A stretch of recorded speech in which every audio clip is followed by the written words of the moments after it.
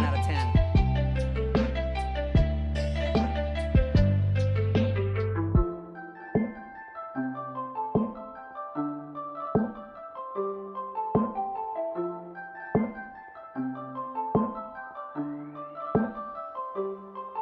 Death to all of them.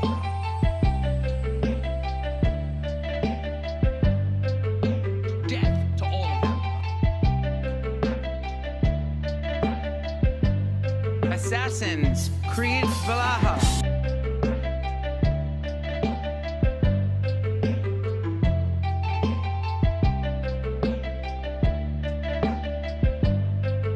I'm vibing.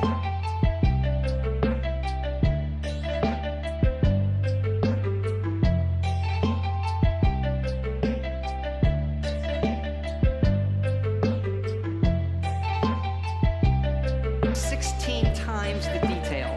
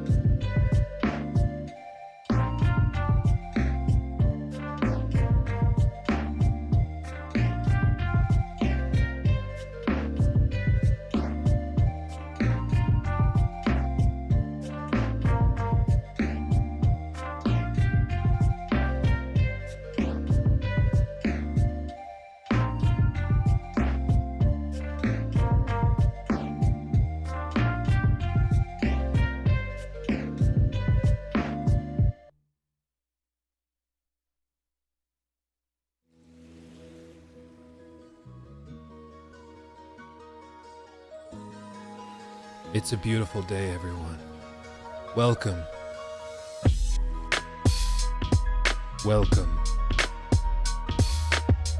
Hopefully you're having a good day and you're living your best life.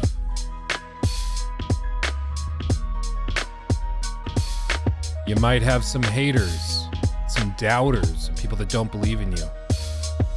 You know what I say? Death to all of them.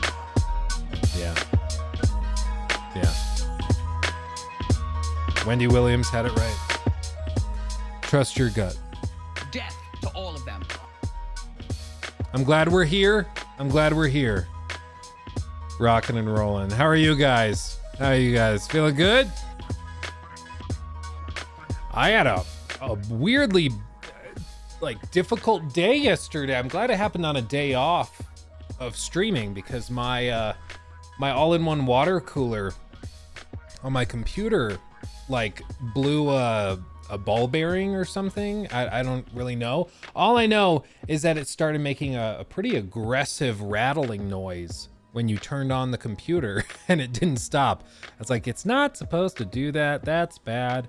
So I grabbed a replacement water cooler and put that in, and it's quieter. So that's good. That's good. It's just one of those things. Whenever you hear rattling, that's bad.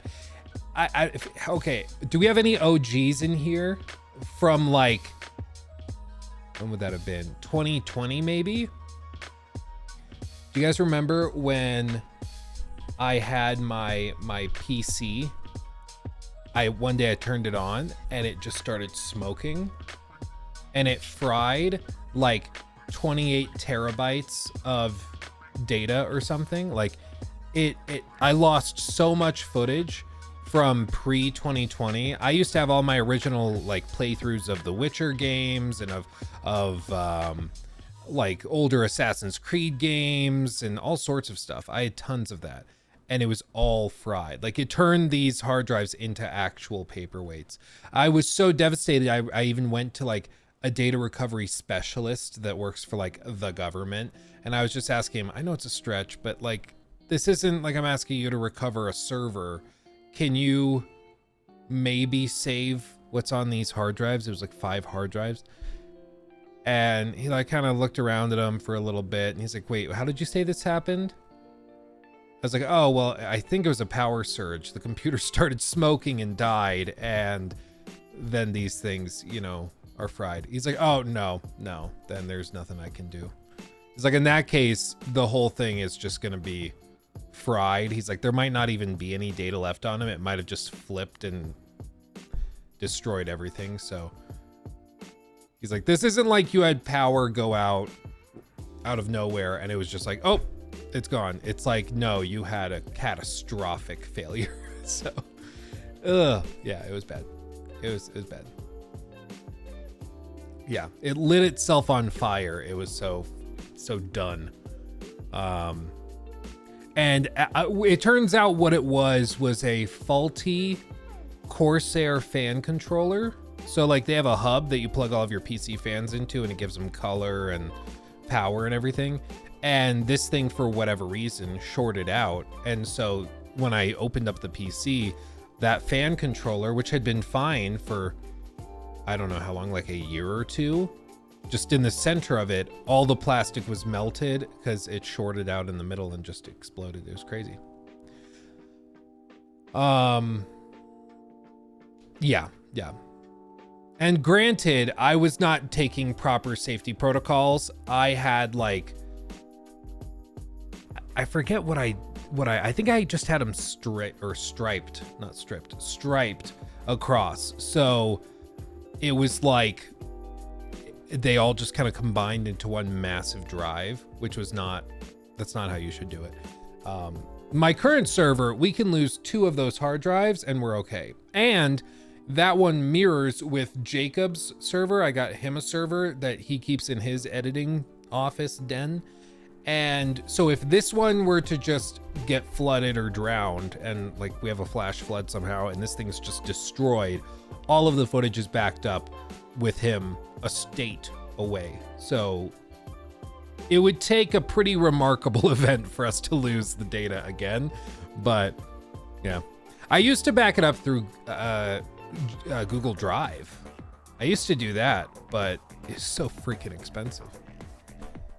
It would be like $900.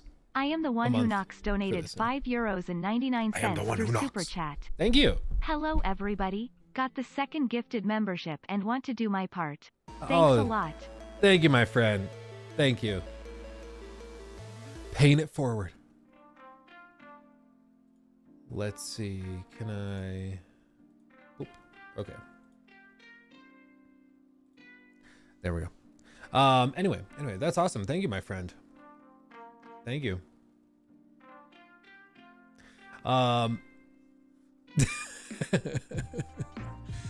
Yeah, no, my whole life is just first world problems, to be very, very clear. This is not a serious issue. I just want to be perfectly clear. I never had a PC catch fire, but I had one freeze and not work nor turn off. Oh, that's weird. When you said freeze, I was like, the opposite of fire, freeze. I was like, so it got covered in ice? How did you manage that? But now I see what you mean. Okay. Now I see what you mean. New glasses. No, I've had these. I just don't usually wear them on stream or videos or anything, but my other glass is little Orion. I was holding him and he turns to me very sweetly, right face to face, and he like reaches out to touch my cheeks, and it was so sweet. And then he grabs my glasses right on the arms and just pulls. So they're gonna take some TLC to get them okay again. It was just one of those moments where like instantaneously he goes from just so sweet, a little cherub, and then he's like destruction. It's pretty great. Yeah. Oh, that's pretty good. The Wicked Inside? Yeah, I think so. That we watched that trailer, the gameplay on stream, didn't we? Pretty sure we did. It was like the Evil Inside, I think. The Wicked Inside, something like that. Yeah. You chose violence. Kinda. Every once in a while you'll look at your child and you're like, are you evil? You know? It's like, huh. New stuff just came out? Oh, cool. Yeah, we can pull that up.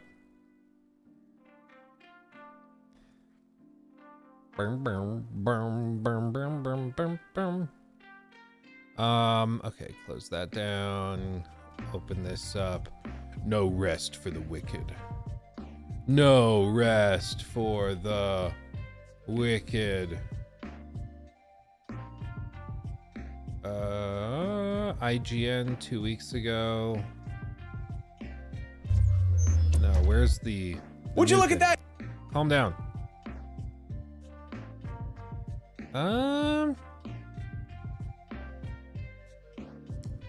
Who posted it? Oh, wrong input. Hold on. Who posted it?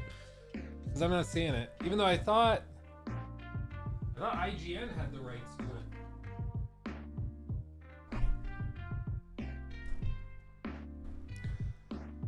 OG Battlefront 2 remasters to modern consoles. I mean, I think what's going to be really funny is that they're probably going to do way better than the full-on kind of re-envisionings of them, and that's going to be really funny.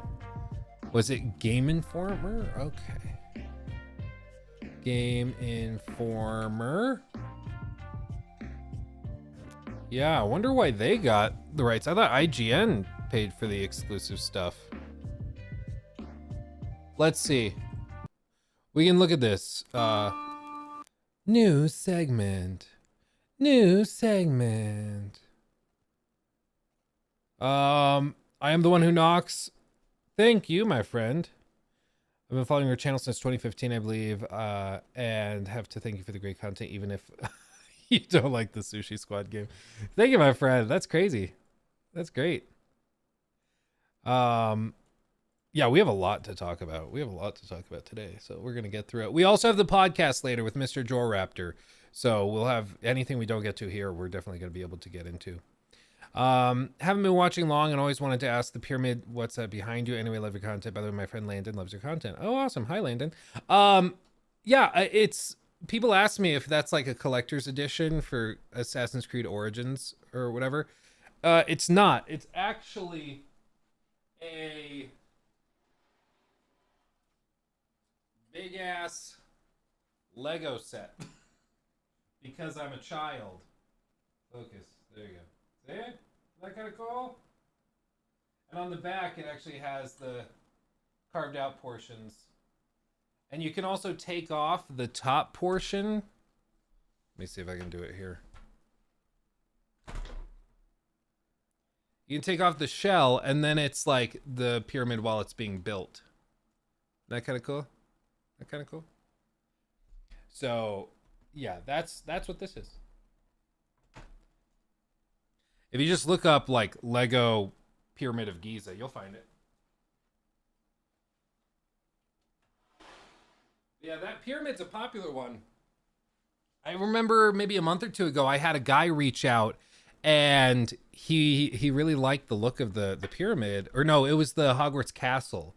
That's what it was. He liked the look of the Hogwarts Castle and he asked me where I got it. Like, was it a model or whatever? Because he wanted to get his wife, I think it was a Christmas present. And so he was just like, where can I get that? Where can I get that? Thank you, my friend, Captain Damon. Thank you, my friend. So yeah, I mean, it's funny. The Legos, people see them, and granted, they look very fancy from afar. And then you get up close, and you're like, oh, it's a toy. But all great things are toys. Toys are great. Okay, Lego are great. Lego are great. I will not apologize for liking Lego. And again, thank you, Captain Dammit, for the 3 months. Thank you, my friend. But the pyramids were built by aliens. Didn't you know? I missed the memo.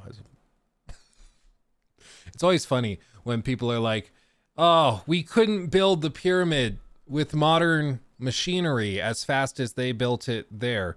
Which, for one, I tried to track down that claim, figure out who said that first. And it was literally like an alien conspiracy theorist that was just saying stuff.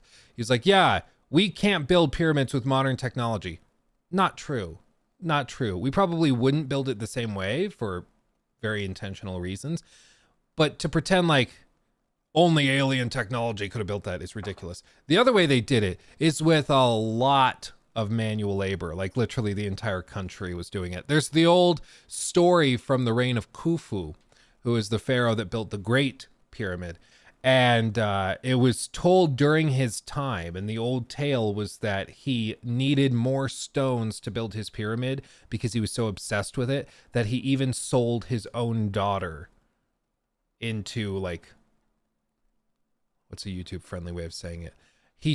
I mean, I guess already I basically said it. He sold his daughter basically for more stones to build his pyramid. Probably not true, but it communicates just how crazy obsessive he was with achieving it, you know? CJ donated $9.99 through Super Chat. Jeez, thank you, my friend. Hey Luke, finally caught a stream. I've been subbed for a long time and love all of your content. Rock and roll. Was wondering what your opinion is on the game industry as a whole and if a rumored crash will happen? Depends on kind of what you mean by crash. I guess we could do this as like a mini segment for its own clip, Jacob, before we get into the like gameplay and stuff, because it's just, do I think a gaming crash is coming? Obviously, there's a ton of layoffs going on right now. That is extremely unfortunate. Thousands and thousands of people being laid off. And it's no mystery. I mean, I told you guys on Wednesday, buckle up for more layoffs to be announced. And already, like within the last 36 hours, we're getting announcements of like Gearboxes being sold. There's going to be layoffs. I forget what the name of the smaller studio is. Saber Interactive's being sold off to somebody. We'll talk about that in a later segment on the stream. So like there's a lot of stuff still happening. And so obviously there's a problem within the community, or within the industry rather. And I think gamers are sort of separated from it for a handful of reasons. But the primary problem at the core of the gaming industry right now is just that games are too expensive to make, specifically on the AAA and quadruple A scale. And that lands on executives' shoulders. That lands on the shoulders of the people greenlighting projects and trying to make everything into like massive open world action RPGs. And even then, like, they aren't necessarily the most profitable or successful games, even when they do that. Not every game needs to be The Witcher 3. And so I think what we're going to see as far as a crash is concerned is probably like a focus on shorter storylines. You're going to see scope significantly narrowed. So like the next God of War, I don't think we're going to see a God of War game that's like 60 hours long.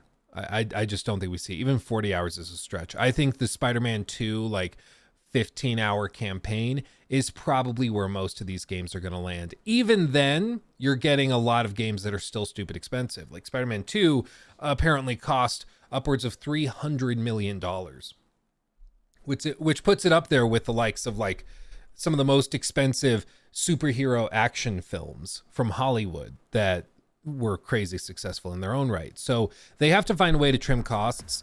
That's going to come by shrinking the teams, shrinking the budgets and scope and everything, and figuring that out.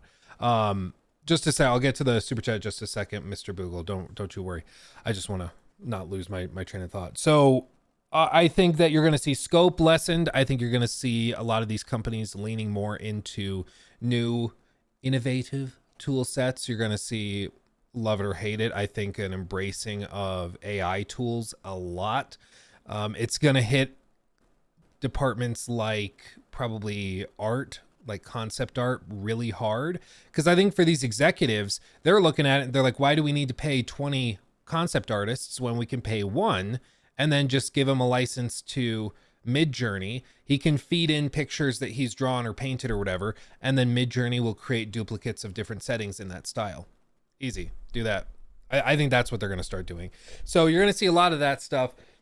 There are apparently some AI tools that are getting really good as far as it's basically the modeling portion where you feed it pictures of different things and then it creates 3D models for you. They were really bad like a year ago. They're already getting pretty good. So I'm sure there's going to be investments made into that, and they're going to really try to get that to be viable. So people who model objects are basically out of work. And that's going to be useful because that's a lot of contracted work that these companies are usually hiring outside studios to do. So you're going to see some of those specialized contracting studios get screwed over. Basically, we're just in a time where it's kind of a matter of reinvention. The current industry is just not sustainable. And we've said it for a long time.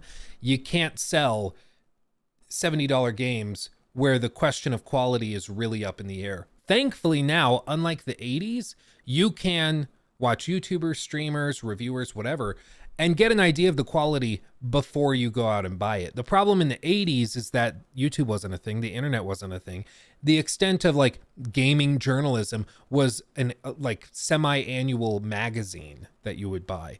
And it was all like bought and paid for by Nintendo and these big companies. So it wasn't a free market of information, really.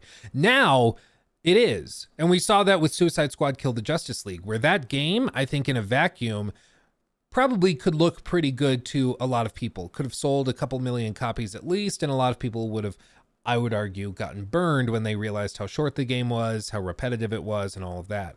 But because of the broader community of reviewers, of streamers, of YouTubers just in general, we were able to kind of warn everybody about those things before they wasted their money on it. And so I don't really foresee a crash akin to the 80s happening, but I do think that we're already seeing big, huge budget AAA production value projects that release and almost nobody buys them. Immortals of Avium is a great example. Forspoken's a great example. The Saints Row reboot is a great example. There are unfortunately many of these that you can point to. And as a result, like the companies are having to find ways to balance that out because they can't afford to just launch a dozen flops and just burn through billions of dollars hoping that they get one that gets hit out of the park. And I think that that was such a business plan of extreme arrogance for these executives to think that they could just make, it's basically been PlayStation's strategy for the PS5 gen, is that they wanted to make 12 live service games that launched before the second quarter of 2026. Cool idea. The whole premise of that, though, is that probably 10 to 11 of those are going to flop and make no money, lose tons of money. But the one or two that are successful, like a Helldivers, is going to make up for the others. Turns out, no, the only ones that are finding success are the ones that are not egregiously monetized. All of the others are just wholly uninteresting, and they're affecting your production of single-player titles that generate very wide margin revenue figures for your like single-player studios like Naughty Dog. So they end up canceling a bunch of projects that never see the light of day, wasting all of this time and money, and losing a lot of talent in the process. And because now debt is not free, and because financing is difficult and companies have to be careful with their money, unlike 5 years ago or 4 years ago when you could just kind of do whatever you wanted because the government was footing the bill, Now they're having to reevaluate and actually find a way to run a sustainable business. And unfortunately, that takes the form of laying off a ton of people, canceling a ton of projects, and trying to reinvent themselves. Like, honestly, this current crash that's happening now with all these layoffs should have probably happened in 2020 or 2021. The reason it didn't was because debt was so freaking cheap when rates went to zero that these companies could just take on all of this debt to bankroll whatever projects they wanted, to leverage themselves out above a cliff. And then they just kind of went with it for as long as they could, hoping that they could just stumble into a successful game that would print money. And when they didn't, now you see them suffering the consequences now. Now you see them being like, okay, well, we have to actually run this like an effective business. And unfortunately, the people that suffer are the people on the bottom, the people that the executives consider to be expendable. I also think, Tobias, I think you're right. Marketing has screwed a lot of games. And, you know, it's like we said with Saints Row when we first saw that trailer of like the hip, cool Gen Z, Saints Row trailer. Yeah, the announcement trailer. I remember the first time we saw this, we're like, oh, that actually looks pretty good. And then we start to see like this guy. Like, what the hell is this? What the hell is this? And then you see all the like hipster dudes, all the like metrosexual Gen Zers, and you're like, what? Or what do they call them? Zoomers is the young generation like this? And I remember seeing this and thinking, who is this supposed to appeal to? Like, they put this together and clearly they thought people were going to see this and think he looks cool and be like, ooh, I want to be like him. I want to play that. I relate to him. I connect with him. Nobody I've ever met would connect to this individual. Everybody I know would not want to be friends with this guy because he embodies everything wrong with the younger generation. You know, like everything wrong. I cannot fathom why anybody would think he's likable or interesting, or why you'd want to play a game where he's a member of the core cast. And as the game, you know, got closer and closer, we got more trailers, more gameplay looks. It just looked worse and worse and worse. And I realized something. I was like, who does this appeal to? I'm asking that question. Who would find this cool? And then it hit me. Oh, the people that are making and designing these games and writing these stories think that's cool because it's them. It's these people that come out of art school and think that this is really badass, and they all sit in a conference room together without any outside input. And so they're just in an echo chamber, which is why we get Saints Row coming out, everybody unanimously mocking it for being so cringy, and they are genuinely shocked. Like, they're actually stunned that people find this cringy. It's the same thing with like Forspoken. The cringe related to Forspoken's writing was a total surprise to the devs, apparently, based on interviews after the fact. They were genuinely stunned. Like, we thought people were going to connect with her. We just are kind of in shock a little bit. And it's because they didn't talk to anybody on the outside. Or if they heard somebody with an alternate opinion, they dismissed it as hateful or spiteful or bigoted or whatever else. Like, if I don't think that this guy looks interesting, if I think that this guy is like somebody I would want to actively avoid in my day-to-day life, that's not me being like a bigot. It's me being, I think, a rational human being that doesn't want to be around narcissistic megalomaniacs, which is coming from a YouTuber. If anybody knows narcissistic egomaniacs and megalomaniacs, it's me. I would know it. And I don't want anything to do with this guy. That should tell you everything you need to know. So with it, I think that you're right. Like, I think the writing and marketing of these games has really harmed them. And I think maybe it's the Fortnite-ification of games where like all of these companies are trying to tap into that same market. But it's the fundamental like fallacy of all of this is that they think you can just make sort of a Fortnite game that looks vaguely like Fortnite and Fortnite players will come to it. No, Fortnite players are very much entrenched in the Fortnite ecosystem.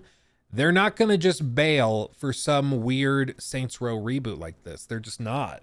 They're not. So you're trying to appeal to a market that's already been claimed. It just doesn't make sense. You know? It's why, like, I think fan feedback, I think the early access with community support is a great way to do it. You know, there's plenty of games, Baldur's Gate 3 being a great example, that have been built on fan and community feedback. And when the community doesn't like something, they adjust it and change it. And they bail on it. But I mean, you're seeing it even now, like, I won't go into it, but there were people that worked on Suicide Squad, let's just say, that were very, very upset and took the critiques and criticisms of the game very, very personally because they worked on it. They're passionate about it. I get it. If I worked on something for years, I would want it to be successful too. But if it's a cringy, broken, boring pile of garbage, that's what's going to be the narrative. Like, all the other great work doesn't matter. Putting together a cinematic trailer like this is not easy. Just doing this is a remarkable feat for any group to pull off. This is crazy cool. But at the end of the day, you're trying to sell me a video game. And if the video game looks uninteresting and yeah, no, not a friend of the show, a stranger to the show, somebody we have no idea who they are. So I don't really foresee there being a crash akin to the 80s. I do think we're going to see, we're already seeing a lot of cancellations of big projects. And I don't think we're going to see as many like big AAA or quadruple A attempts at reboots or at spin-off games or new IP. I just don't think we see that. I think games are going to have to really earn or franchises will have to really earn their budgets. And you're not going to see companies taking big risks on like a $200 million Saints Row reboot. But the reason why I don't think that it's going to feel like that big of a crash is just because players weren't playing those games anyways. So it's not like we're really going to be losing anything. If anything, we'll lose maybe one or two really cringy games a year that are just horrible, but I don't think that will necessarily be the worst thing, you know? So it's an interesting question, very interesting question, but I really do not foresee, I don't foresee a crash quite akin to it, but it's going to be a very interesting year because this year stuff's going to change. Next year is going to be really weird with GTA 6. That's going to really funk it up. So that's going to be weird. Yeah, it's going to be fascinating. What about Embracer selling Saber Interactive, meaning they'll be cut off from the Tomb Raider IP, probably won't update Tomb Raider 1 through 3 remasters further, and no Tomb Raider 4 through 5 remasters. Yeah, I mean, I think they probably just don't. Yeah, I mean, I don't think that they go back to those. So I agree. As for selling them off, we'll talk about that more in a little bit, but hopefully it just means that they're independent. They're able to do their own thing. I'm really hoping Space Marine 2 blows up and is super, super successful, and potentially they get licensed to do another one of those. And I mean, you could see a new kind of behemoth of game development come out of it, but I guess time will just tell. Let's see, anything else?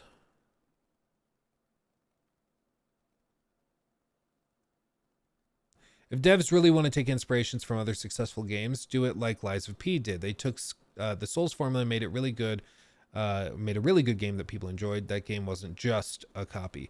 Well, I think it's also a matter of the concept being interesting, and proper execution is also, of course, crucial. But chief among all of these things, I just think you need a good idea and it needs to be marketed well. I just don't know why every studio thinks they need to have a really funny, witty character that people are gonna like. So many of these characters from the last year, this is how I describe them. They seem like the types of characters that when they go to like a play or a concert or something, and they see or hear something they like, instead of clapping, they snap. Those types of people, I don't trust them. If you snap when you are fully capable of clapping, I don't want to do business with you. Get out. What the hell is this? This is fun. Yeah, baby. Clap, clap, clap. Or the little thigh slap if you got a hand occupied holding a drink, that's fine. Even like we've all done the thing where like you're even folding your arms a little, maybe it's cold, and you kind of do this. That's cool too. That's cool too. This, get out. Get out. But you know full well that what's her name? Frey or Fig Newton, whatever her name is from Forspoken. She is probably the type of person that's gonna go to slam poetry and start snapping. I can't do it. Like actually makes me I don't like it. It's the same thing. You guys know this, which is why if you're new to the community, you might see people in chat occasionally do like the clap emoji while they talk about stuff. It's because one of my biggest pet peeves is when people are like, listen up. Forspoken is actually really, really good. I cannot stand it. It's so annoying. It's like you have so little charisma and gravitas that the way you get people to pay attention to you is by making loud noises while you try to talk. I cannot stand it. It's insane to me. Anyway. Enough about Luke's icks. Yeah, sorry. Let me catch up on these real quick. Let's see. Yeah, but great question, CJ, on the crash. Great question. Let's see. Mr. Boogle, also this one. Luke just accepted the pyramids are fake, the moon landing is fake, and Earth is flat. Now, see you later. Have to go jump off the edge. The edge of glory. Maybe one day somebody will convince me, but I do. One of my mom's, it was one of my mom's friends while I was growing up. So like I knew her kids, but I didn't really know her because she was like the mom of kids that I would hang out with. So like she is apparently a flat earth, moon landings are fake, satellites are fake. And she also believes, it's really interesting, she's like a middle-aged white woman, but she's a particular type of Jewish belief that believes, it's almost like half Mormon, where she believes that the Garden of Eden was actually in America, but she's not Mormon. She's like a practicing Jew, but she thinks that the Garden of Eden was in like Texas. It's like very weird. It's very, very weird. I Googled it one day. It's basically a cult. I wish I could remember what it was called, but yeah, it was it was insane. It's like, how on earth did you land there? Has she seen Texas? Yeah, I don't know, man. It was crazy. Let's see. Where am I? Cody, thank you for the 5 as well. You demand, Luke, love the vids and your perspective on games. The question I have for you is, what are some set pieces in games that's just had your mind blown? I mean, I remember the sequence in Uncharted 4 that they showed off at E3 like 2016, where he's following, like climbing the cable behind the truck as it drives through the mud. I remember that just breaking my brain, how that was possible. It just was, it blew my mind. The other one, what's another really, really good one? Just a really cool set piece. And a lot of it's just Naughty Dog stuff. So I want to shake it up beyond that. I mean, I guess you could also say like that first, now there's a term for it. It's the Breath of the Wild moment when you walk out of that vista and look at that vista from that precipice in the opening of Breath of the Wild. I remember the first time I saw that on the little Nintendo Switch, just being blown away. I was like, I can go anywhere. It was like a really, really cool thing. Beyond that, like probably some of the cities in like Skyrim are super iconic. I remember The Witcher 3 the first time playing that. Specifically when I got to Toussaint. I remember seeing the castle in Toussaint and just being like, golly, that's ridiculously pretty. That one was crazy cool. So yeah. It's a whole thing. The sun is blue. No lies. Only truth. We want a hot tub stream. That's awesome. Yeah, she's a Jewish person of the Latter-day Saints. It's basically like that. It's like a weird hybrid of the two. I don't understand it. It's really, really weird. But yeah, those are the ones that jump out to me, Cody. I am the one who knocks. Jesse. Thank you for the 5.99 euros. Bro, I'm a 51-year-old German video game enthusiast and huge Lego Star Wars fan since the late 80s. And Lego fan in general. Dude, I freaking love Lego. It's bad. I think what it is, honestly, and this is like deep-rooted Luke psychology. I think what it is that growing up, I always wanted like the big Lego sets, and I always loved the idea of getting like the Death Star or the Millennium Falcon or the Star Destroyer or whatever, you know, model it was. And those were always super, super interesting to me, but we of course couldn't afford it. I was one of 10 kids. Like we couldn't afford to just get me a $300 Lego set, which adjusted for inflation now is probably like $600-700, you know, whatever it is. But like, I get it. I understand it. But now that I'm an adult and I have some expendable income and stuff, for me, it's very like cathartic and very fulfilling to get these things I wanted as a kid. You know, it's why it's not in the studio right now, it's in the other room. I have like an actual sword. It was on the wall in the other studio. I hung it. Like, why do I need a sword? I don't need a sword. But I remember going to medieval times when I was like 7 and seeing the guys selling these swords and axes and stuff. And my parents were like, you're 7, you don't need a sword. And I was like, I kind of get that. I understand it. You're being good parents. But I always wanted one, you know? So I kind of said to myself at the time, one day.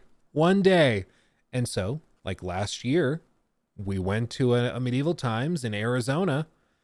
And you're damn right, I got a sword. You know? Because I said when I was a kid I wanted it. So I made that stuff manifest. I did the thing. It's a dangerous kind of rabbit hole to go down, though, because then you'll just start spending money on all sorts of crazy stuff because you just never know when to stop. So it's a problem. But yeah, shout out to the Lego fans. For real. Birds of a feather flock together. Bray Cat. Thank you also for the 5. Thanks for the entertainment on my drive to work, Luke. Thank you for listening and watching. Good luck with the rest of the stream, man. Enjoy the sunny Colorado day today. Yeah, it is beautiful. I'm going to, right after we get done with the podcast with Joe Raptor, I'm going to like go out to the park with the boys and take it in. It's just a beautiful day outside right now. Right now it's like 57. It's going to be a high of 62 with a light breeze. Oh, heaven.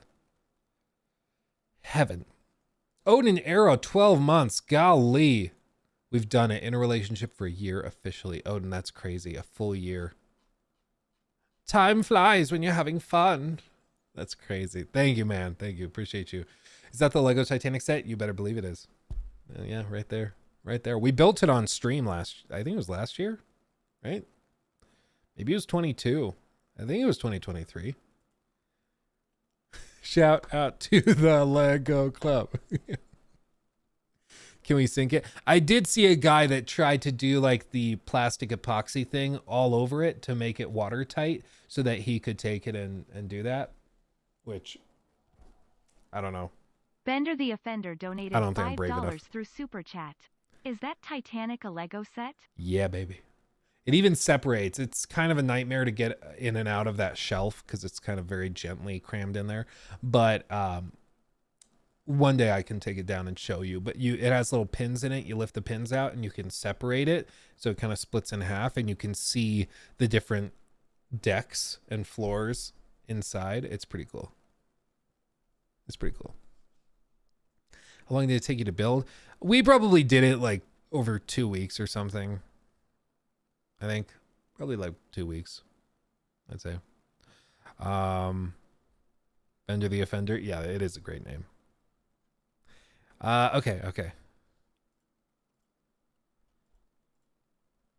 Okay, Jacob, this is for a quick, very, very time-sensitive stream clip, okay? So if you can cut this one together and post it ASAP, that'd be great. Because this one is just very topical.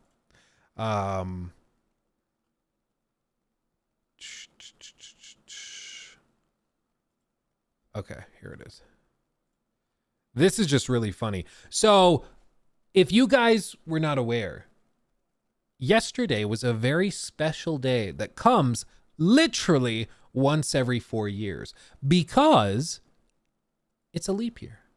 It's a leap year. And as a result, we got February 29th when February normally only has 28 days. Kind of cool. It's a leap day, as it were.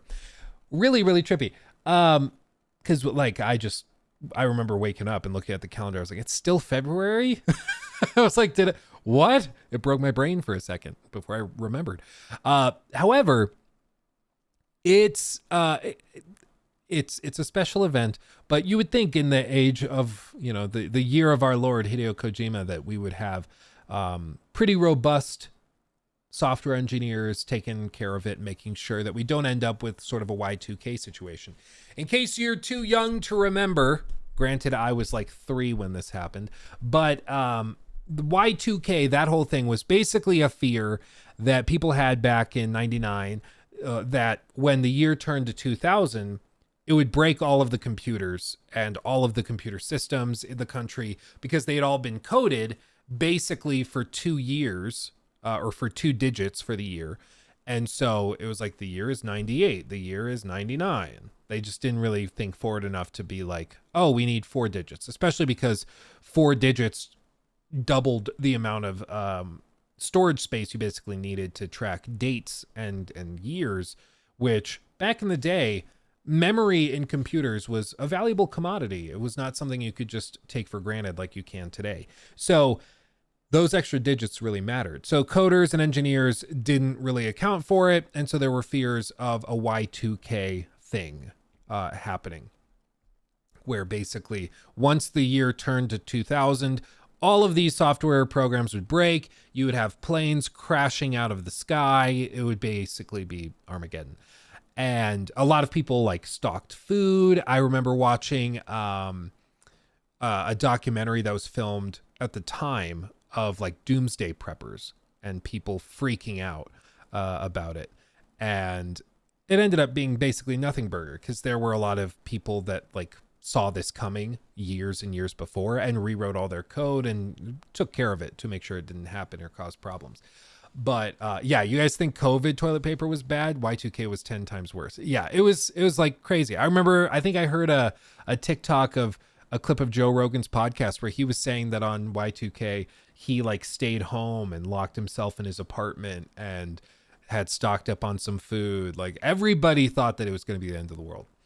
Well, the year 2000 came, nothing really happened. It was fine. Like a couple of software programs got a little weird, but it wasn't anything crazy. However, like that was just over a year, right? Turns to 2000 makes sense. They didn't account for it. What happens when it comes to leap years though? This is where we come back to what yesterday was. Well, apparently some games and some software engineers that work over at Square Enix did not account for leap years when coding a a particular game that you might have heard of. It's Theater Rhythm is the name of it, but apparently it's like a mobile game, or mobile rhythm game. And what's interesting about this is that this user posted and was like, I wanted to boot up Theater Rhythm to do my dailies. They just give extra rhythmia. Shut up. And the game is not booting up because it appears the game connects to Square Enix server for whatever reason, even though I have a physical copy. Or maybe it's not a physical, maybe it's not a mobile game. It might be a console. I don't know. Anyway, but people ask why I play old games. Apparently, is my game save corrupted? My game got stuck connecting forever, and now when I try loading in the game, it goes to a black screen forever. Please tell me it's not lost forever. I really don't want to have to redo everything. Edit, a solution has been found. For some reason, the game cannot work on February 29th, presumably tied to leap years. And as such, it'll black screen forever until you change the clock back to the 28th, and presumably any date after the 29th as well. Once the date it changed the game, it will go, or is changed, the game will go back to running perfectly fine again. It's on PS5 and Switch. Oh, okay. So straight up, they just didn't account for leap day. And for whatever reason, on February 29th, the game just doesn't work and is not functioning. Now that it's March 1st again, the game is apparently working just fine and everything's cool. But it's just really funny that we saw an actual Y2K event basically occur just because they didn't really think of it. And they probably just set up the date. They have like a calendar in the software or in their programming, whatever. I don't know what I'm talking about. But the calendar they used did not have a leap day. And so when it said the date, it checks the date to like track your dailies or whatever. And when it checks the date, it sees a date it doesn't think exists, and the game just breaks and doesn't know what to do. So I thought that was funny. An actual example of how something as simple as not accounting for a leap day can just totally break a game entirely for a day, but still kind of a fun thing. This makes absolutely no sense to me and my monkey brain. Basically, it's just that, you want MS Paint? Fine, I'll pull out MS Paint. All of the software engineers in the audience are going to be cringing. Buckle up, everybody. Buckle up, everybody. It's about to get real, okay? We're about to get in it. Basically, all a program does is like a series of kind of checks and logic rules that move from thing to thing. And so, based on certain inputs, you can have different outcomes. And it's just a set of rules that are followed to lead you to certain things. So like this might split off here to this solution, which could lead you back over here to the same one that this leads to, or this one might lead you all the way back to the beginning. So, these are all basically yes, no questions is how you could think of it. So like it takes the input, it calculates this. So this could be like the player logs in, gives their credentials. Okay. Then it goes to the server right here and it checks the credentials. Oh, credentials went through. Awesome. If they didn't, it would send you back here. Okay. But it went through. So you move to the next block, and that next block is to check your daily rewards, and it checks the daily rewards by checking what day it is today and comparing that to the last day that you logged in according to what the server says. The server says last day you logged in was on 2/28. I can go smaller with my crayon pen. Hold on. It says the last day you logged in was 2/28 of 2020. Oh my God. 4. Okay. But the date it sees today is 2/29, 2024, which it doesn't think is real. It doesn't think that date exists. So this parameter, where if the date is the day for, that's right after the day before, you get your daily extra reward, you get an extra like 100 XP or whatever. If it's not the day immediately after, it broke your streak, and so you just get your regular first day login bonus or whatever, and then it feeds through. But because it doesn't think this date exists, it can't answer correctly which way you should go. And so it breaks. And so this one can never resolve itself. It can't go anywhere. So it just sits on a black screen, basically trying again and again and again to see if it can ask the question again and just reevaluate the date. And it never really goes anywhere. So it just breaks. It just doesn't work. It doesn't know where to go. And that's how you end up with like soft locks, or not soft locks, like hard locks or crashes in games, is there's just some code that can't resolve itself, and so the software just kind of freaks out and then pops. It's just like its brain overloads and overheats and melts because it just can't figure out what to do anymore. Yeah, it's the equivalent of like that kid in high school who was really stressed about the chemistry exam, and one of the questions is just so bafflingly difficult that they just start freaking out, sweating profusely, and then they stand up, scream, and sprint out of the room. That's what these programs are doing when they're not able to resolve a thing like that. So how they would fix it is to change that out so it either acknowledges day one, or the day in question, February 29th, or you can put an extra little line of code in there that's like, if you're not able to resolve this, then move back to like login, or move to this other potential contingency, which is like assume that they didn't log in consecutively. So there's ways to do it, but it's a very rare problem because, again, February 29th comes around once every 4 years. And so for them, they might have even recognized the problem and just been like, it's not a big deal. On that day, people won't be able to log in, whatever. Like, they might just honestly have just been like, it's not really worth the trouble. Whatever. Yeah, what's the time we're at now? 20-minute short segment? Yeah, dude, for real. It's a whole thing. I love that you guys are singing together in chat. I love that. I ship you guys. I ship what you're doing. I've heard that that's something people do when they're trying to be like, they're trying to act fancy. They go like, ooh, I ship you. Is that a thing? That analogy is way too specific to not be real. Maybe.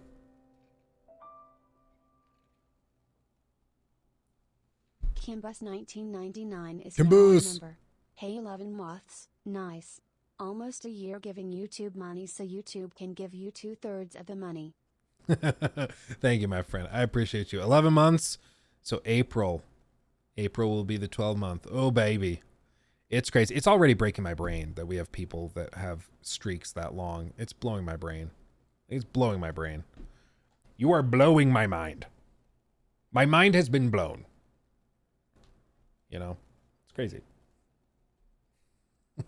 Oh, if I said I shipped you and Jor, it would mean I picture the two of you in a romantic relationship.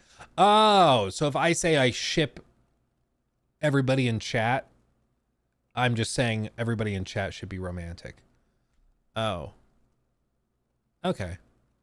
I ship Luke Raptor Jorphins. That's funny. Okay. That's funny.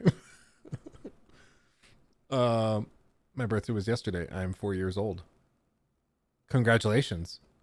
Congratulations. Glad to have you here. You know, we always try to be family friendly, so I ship of Theseus. That's funny. Okay. Should we talk about this one? Probably. Close that. Continue. Close that. Okay. Let's touch on this one real quick, okay? So we talked earlier about a bunch of layoffs in the studio, or in the industry rather. Let me try that again. We talked earlier about all of the layoffs that have hit the industry recently. I was saying on Wednesday, just buckle up. We're going to see even more because all of these companies like to kind of announce their bad news together so that they take less of a blow individually because they can kind of share the blame. And it's like, oh, no, it's not just us being, you know, short-sighted in our decisions. We decided to just like do what everybody else is doing. So you can't be that upset with us. It doesn't matter. Well, there's been another announcement. Basically, Embracer Group, which has been the cause of a lot of layoffs recently and a lot of what's called divestment, which is just when you uninvest in stuff. It's just a fancy way of saying you're like selling stuff and shutting stuff down because it was maybe not a great idea. Sometimes you can divest for like good reasons, I guess. So like, say I bought like an apartment building for $500,000 in 2005, and today that apartment building is worth like 2.5 million. And so I choose to divest it. I guess technically I'm getting out, and it's like, it's not necessarily a bad thing because I'm getting out with like $2 million, but still it's not as, it can be bad. Like it can be bad. It can technically be good, but it's basically just a fancy way of executives being like, ooh, we're divesting because we over invested. It's like, okay. With this though, what Embracer is specifically doing is they're selling Saber, who they bought a little while ago. What's interesting is, as they describe, so Swedish gaming company Embracer Group AB will sell one of its largest subsidiaries, Saber Interactive, to a group of private investors in a deal worth up to $500 million, according to a person familiar with the transaction. Saber will become a privately owned company with around 3,500 employees. They're big. It's a big company. The company plans to continue doing a remake of Star Wars Knights of the Old Republic. So here you go. Here you go. To everybody in chat who's been asking about the Knights of the Old Republic thing. They apparently plan on continuing to work on it, which is cool. So, you know, it was removed from its previous developer, Aspire Media, in 2022 because it was apparently a mess and they couldn't figure it out. And so they pulled it out. It goes to Saber. And apparently they're going to keep the rights to it and they're going to keep developing it, which is kind of cool. The deal will be one of Embracer's largest moves yet in an ongoing cost-cutting initiative that has seen the company lay off employees and shutter studios around the world over the past year. Saber and Embracer declined to comment. Saber, they develop games like SnowRunner, World War Z. They operate studios in several countries, including the US, Portugal, and Russia. In addition to making their own original titles, it works for other developers as well, which is like specifically in contracted work. Like I mentioned earlier, sometimes studios will go and hire somebody to work on a particular area that they don't have the manpower for. Maybe it's like, hey, we can't get the driving mechanics working in our game. We're going to hire, basically contract a company to work on this for us. Or what, if you've ever played Game Dev Tycoon, you know what I'm talking about, where you can do contracted work for some extra money. They're also, of course, working on Space Marine 2, which is the game I'm probably most excited for from them. That's being published, I believe, through Focus Entertainment, and I think it looks awesome. And it's been delayed a lot, hopefully for polish, so we're going to see when that launches later this year. Embracer purchased Saber for $525 million in 2020 as part of a spending spree in which CEO Lars Wingefors acquired at least 27 companies. Several of the acquisitions, such as Demiurge Studios, based in Boston, and New World Interactive, based in Denver, were folded into Saber. And this is really interesting. Like, there is no way to twist this other than... there he is. Bet he feels pretty stupid now. There's no way to spin this other than they simply overexpanded. They acquired all of these companies in like 2020, 2021, 2022, because debt was super cheap. And when they were going to banks to get the debt to purchase these studios, they were able to back it up by saying, listen, we're negotiating a big investment. This investment fund from Saudi Arabia is looking to give us $2 billion. And banks were like, ooh, so you've got plenty of money. Yeah, we'll lend you that money to buy a studio for 50 million or for 100 million, whatever. Yeah, no problem. Turns out the deal fell through. The whole thing collapsed and it was just a total blunder. And so this guy brought in tons of new companies. They bought tons of studios, did tons of stuff. And now they're having to get rid of it all because they can't actually afford it. Big ol' oopsie.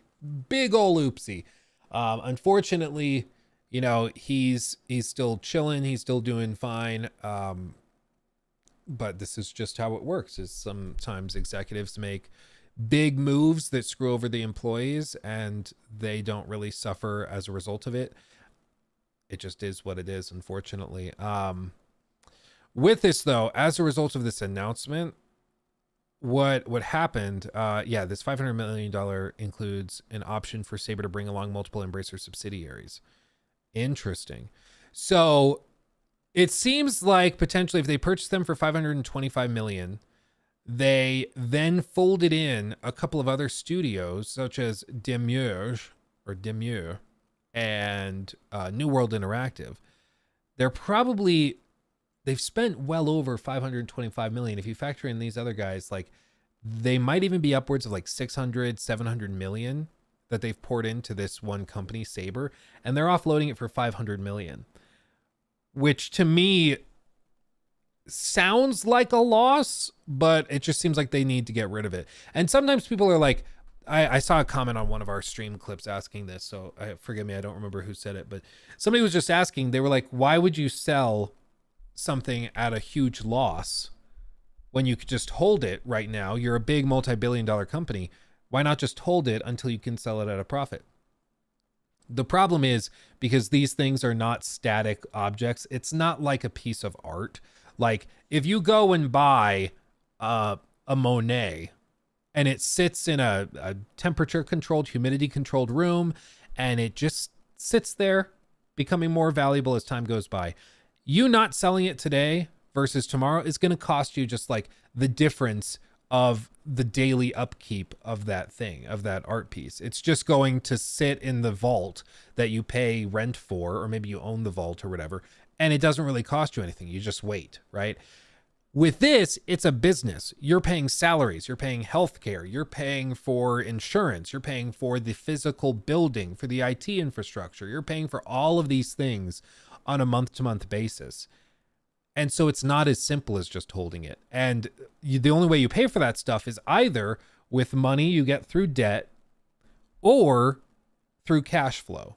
The problem for Saber, the problem for Embracer in general, is that they have very little cash flow right now because they bought all of these studios hoping that they would buy them. They would put out great games that would bring in a bunch of money and pay for themselves, and then they could pay down the debt. And how they were going to bankroll it in the meantime was with the debt they got through investments through like that Saudi Arabian investment company. And when that fell through, all of a sudden there was no way to actually pay those things on a month-to-month basis.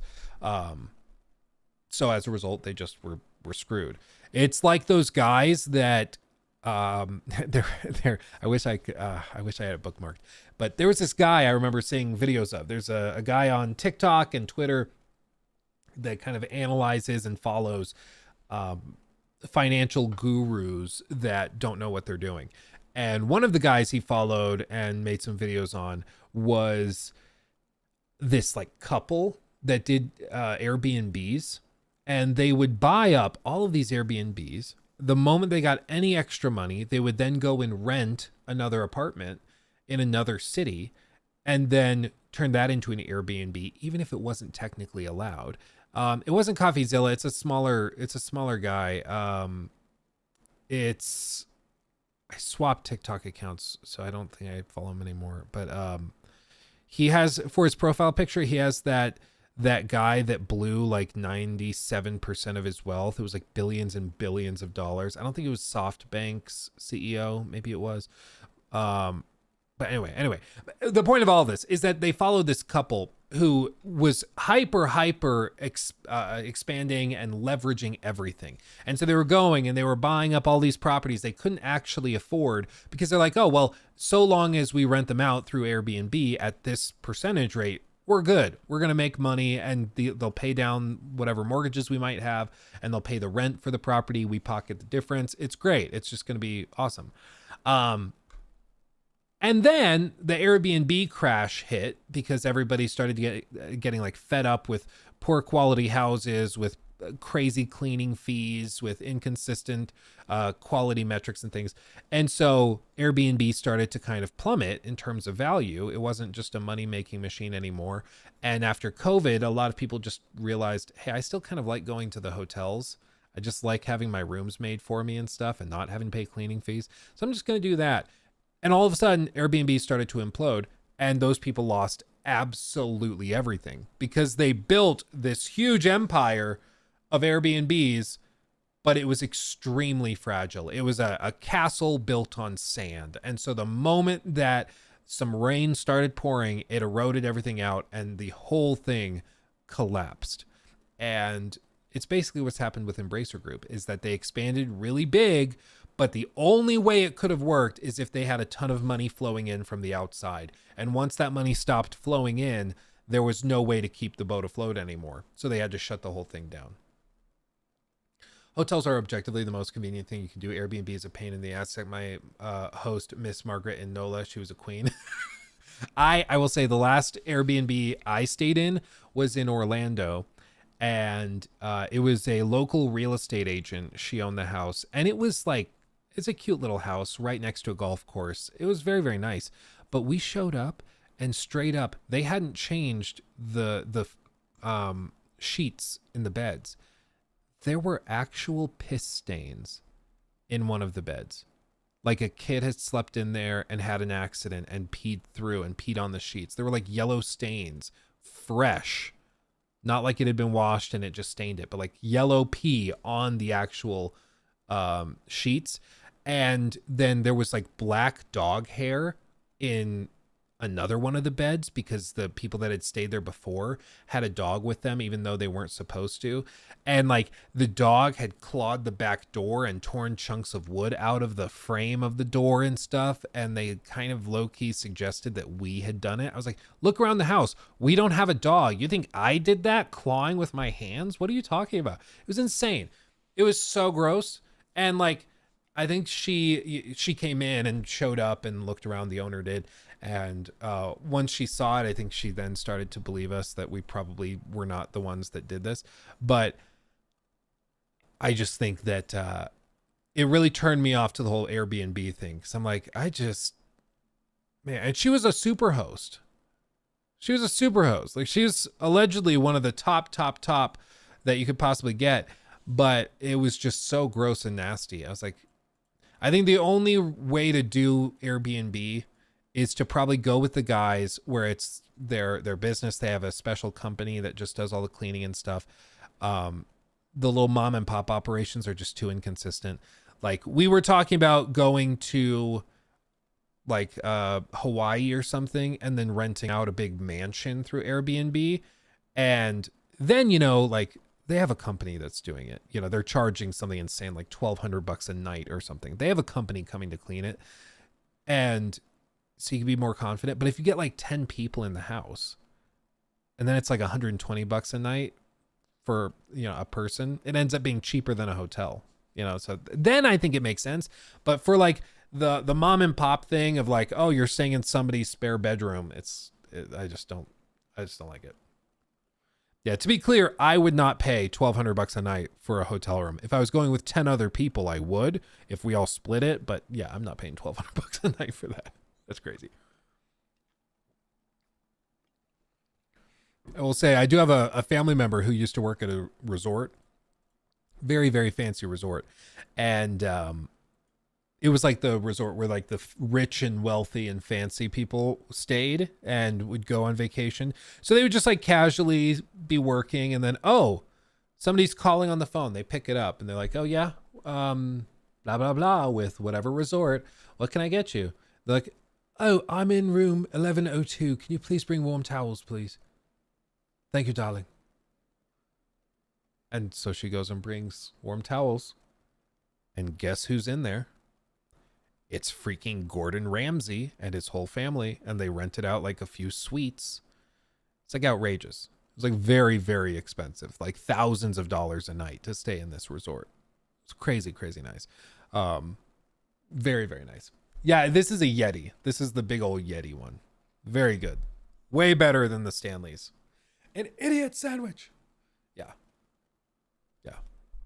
Anyway, that's a whole thing. That's a whole other story, because it's also how they found out that Lizzo was a monster before all those stories broke of Lizzo fat shaming her own staff, which I'm not going to get into the nitty-gritty of weight loss and stuff. I obviously have a little bit of a dad bod. It's okay. I'm just going to say Lizzo fat shaming people.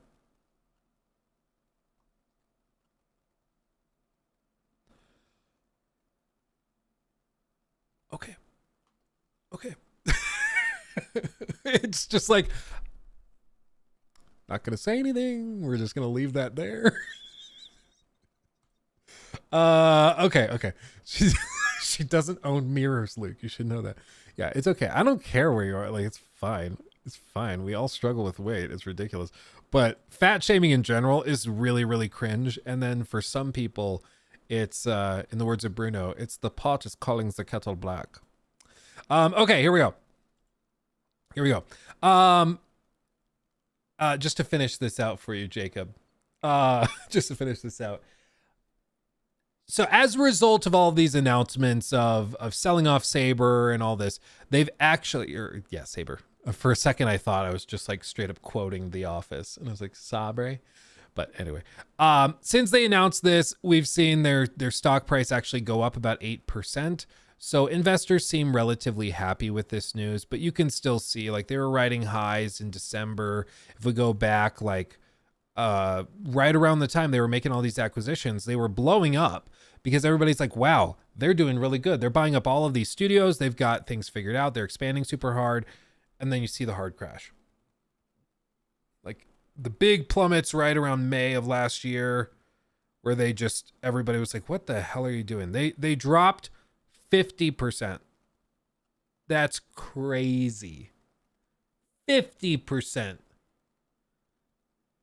But this is what happens when you are short-sighted. Like the executives were looking at it in 2020. They're like, hey, if we buy up all these studios, if we expand really heavily, we can get to a share price probably well above $120. And they did. But the moment there was any slight pressure, it just plummeted. 1 year return, minus 59%. Oof.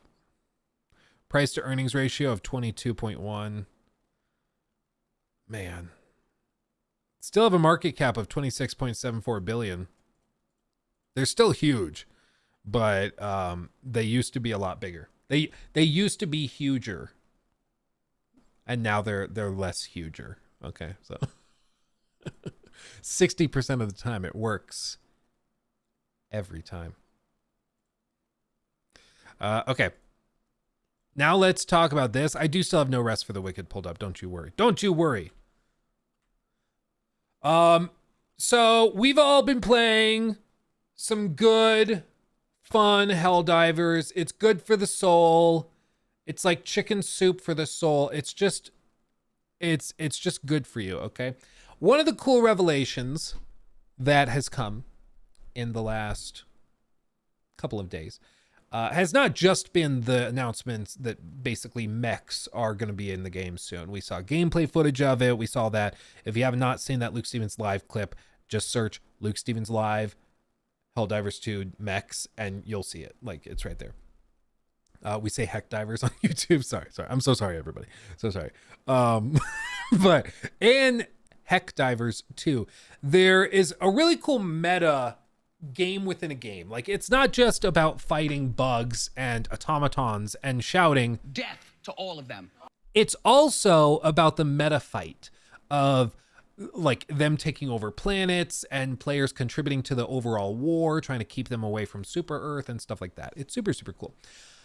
And one of the interesting things about it is that they discussed how they have a game master. Now, this kind of goes with something they've talked about in previous interviews right around the game's like initial launch. And that is that the devs are old school fans of tabletop RPGs and games like Dungeons and Dragons or Warhammer 40K and stuff. And they take a lot of those lessons from the tabletop RPGs into these into their game Helldivers 2. And specifically, one of the things that they've done is they have a game master named Joel, and he's basically in charge of the meta war, and nobody messes with him. Nobody does anything. Like, it's just, he kind of decides what's going on with all of it. It's super interesting. Recently, it was revealed in an interview that Helldivers 2 has a dedicated game master called Joel who controls several elements of the game's Galactic War metagame. Exactly what Joel can and can't do wasn't made clear in the interview. So early on Thursday morning, Helldivers 2 creative director Johan Palstedt clarified things in a post on Twitter, or X. Joel controls which orders, major and personal, are active and chooses where Terminid bugs and automaton bots attack. He can also, quote, reinforce planets and give players bonus stratagems to use for temporary amounts of time. The outcomes of campaigns for a planet's freedom, however, are determined by the community's performance in battle. They've actually confirmed that. I didn't think they were. I thought it was just like, they kind of fudge the numbers a little bit. It's like not actually doing much, but you kind of think it is. But no, apparently it actually is determined by the community's performance in the game. Palstedt said that Joel also has jurisdiction over, quote, other stuff we haven't revealed yet. And hasn't detailed these things so developer Arrowhead Studios can surprise and delight in the future. So apparently they have other big, like, meta game systems that they just haven't even mentioned yet. That's crazy. That's crazy. In case you hadn't heard, Helldivers 2 developer Arrowhead Studios, blah, blah, blah. So yeah, he told PC Gamer that the game, or Jesus, I can't talk. The game master, quote, has a lot of control over the play experience, inspired by the exciting twists and twists good dungeon masters introduced to tabletop stories in Dungeons and Dragons. Arrowhead aims to bring something similar to its game, albeit on a colossal community-wide scale. Quote, as a follow-up on Game Master abilities, the majority of the role is to choose which major order takes place, what daily order is active, and decide where the enemies attack. The war fought and liberation of planets, that's all you. We can also reinforce planets if needed and give temporary equipment to the entire community and other stuff we haven't revealed yet. Maybe that's where mechs come in. Maybe that's where community support comes in. I'm not sure. Because they've also said that, or it's been leaked or said, I can't keep track of what's been officially revealed or not, but there's going to be the ability to call in like AI controlled NPCs to fight with you. So maybe that's something that comes in too, where it's like, okay, we need all hands on deck. You can now use this stratagem to call in 5 AI to help you, which is kind of cool. So there you have it. While Joel and his string pulling dictates where major conflicts take place and who will be fighting in our efforts to win them, the community's victories and defeats are what will ultimately determine if we're able to liberate enemy-controlled worlds or defend our own from invasion. The latest order from Joel is a call to action to liberate Veld by Monday morning, which is in danger of being overrun by a surprising bug infestation. If Joel is feeling merciful, gods be good, he can choose to give everyone a temporary bonus stratagem like he did with Incendiary Mines after we freed Turing and Fenrir 3 from the Terminid control. Apparently, he can also, quote, reinforce planets, and quote, which I take to mean he can influence a planet's liberation percentage in either our or the community or enemy's favor if things start to go in a direction Arrowhead, for whatever reason, doesn't want. See, this is kind of where I'm like, they can still keep it on train tracks if they want to. Like, if they really want this planet to flip, they can just do that. But it's cool that they do have a mechanic where players' contributions to the planet's liberation actually have a role to play. I mean, it's just cool. Amusingly, many are already using that last bit as ammunition to blame Joel for the recent loss of Malevolent Creek, a fan favorite automaton planet famous for how tough it is to fight on. Players have been fighting hard to free Malevolent Creek for weeks. Notably, a new counteroffensive to take it began yesterday morning, but the highest its liberation percentage has ever gotten is 25%. It is deep in bot-controlled space, though, so maybe that's why it's proven to be so hard to liberate. You, like myself, are probably wondering what that stuff we haven't revealed yet bit is about, but we probably won't find out for a while. In the aforementioned interview, Palstedt noted that Arrowhead wants to keep some of Joel's capabilities hidden for now so it can surprise and delight later. Quote, it's Game Master Systems, something We're continuously evolving based on what's happening in the game, and as part of the roadmap, there are things we want to keep secret because we want to surprise and delight. Speaking of their roadmap, it hasn't been released publicly yet, though now that the game's server capacity issues are over, I suspect we'll be getting it soon. We currently don't know much about what Arrowhead is planning for the future, although the studio did tease massive armored mechs coming soon after launch in the Report for Duty trailer. Gameplay of these mechs leaked on Reddit yesterday, and they look like they'll be as powerful as everyone is hoping they will be. And they do look awesome. So it just seems like there's even more here. There are more layers to it. There's more meta mechanics. For me, I'm hoping that the meta stuff is actually real. I do hope that like they can invade Super Earth. I hope that they can invade pretty much wherever, and maybe we get the automaton and bug infestations combined and all sorts of cool stuff. I guess we'll see if we actually end up getting that. Time will tell, but it is very promising, to say the least, that they have done the work seemingly to do it, and they're talking about it. They say they have more stuff kind of up their sleeve, and it's just the polar opposite of some of these other live service games we've gotten, where they develop them for years and years and years, and then we get them and there's like 3 hours of content stretched over 10 hours, and then the end game is laughably terrible, and it's not even that fun to begin with. Whereas Helldivers, the core gameplay loop is super fun, and if you get to like the hardest difficulty and you're very, very good at the game and your squad is super elite, that's great. And there's a lot of endgame stuff with upgrading the ship and all that, and it seems like they're actually just adding more and more, and there's a meta game with it that's actually satisfying in that you're liberating planets and fighting the automatons and stuff. It's super, super cool. I love it. I love it. I guarantee there will be proper boss fights without a doubt. Yeah, well, and apparently other little stuff like, for example, the Bile Titans. Bile Titans are apparently, in the lore, considered quite small on their homeworld. So if that's to be believed, like if we ever delve deeper into like bug control territory, there's going to be some very, very big, crazy encounters, and I'm here for it. I'm here for it. I'm excited. So Helldivers 2 just keeps getting better and better. I'm sold on Heck Divers now. Yeah, you should be. It's good fun. It's good fun. Is the podcast happening today? Yes, it is. In a little over 1 hour, we'll be doing it with Mr. Joraptor. You better believe it. You better believe it.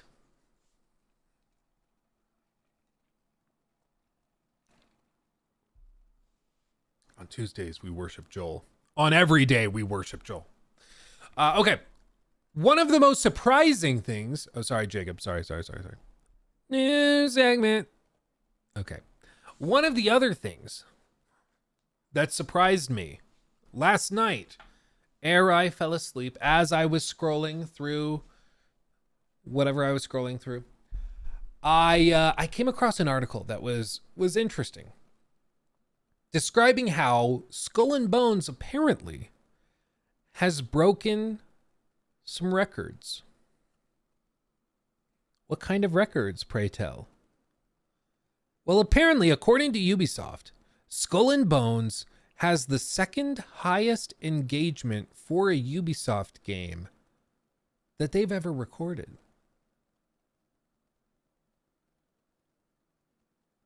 What? Okay, interesting. Obvious question should be, what does engagement mean? Right? What does engagement mean? That's the key.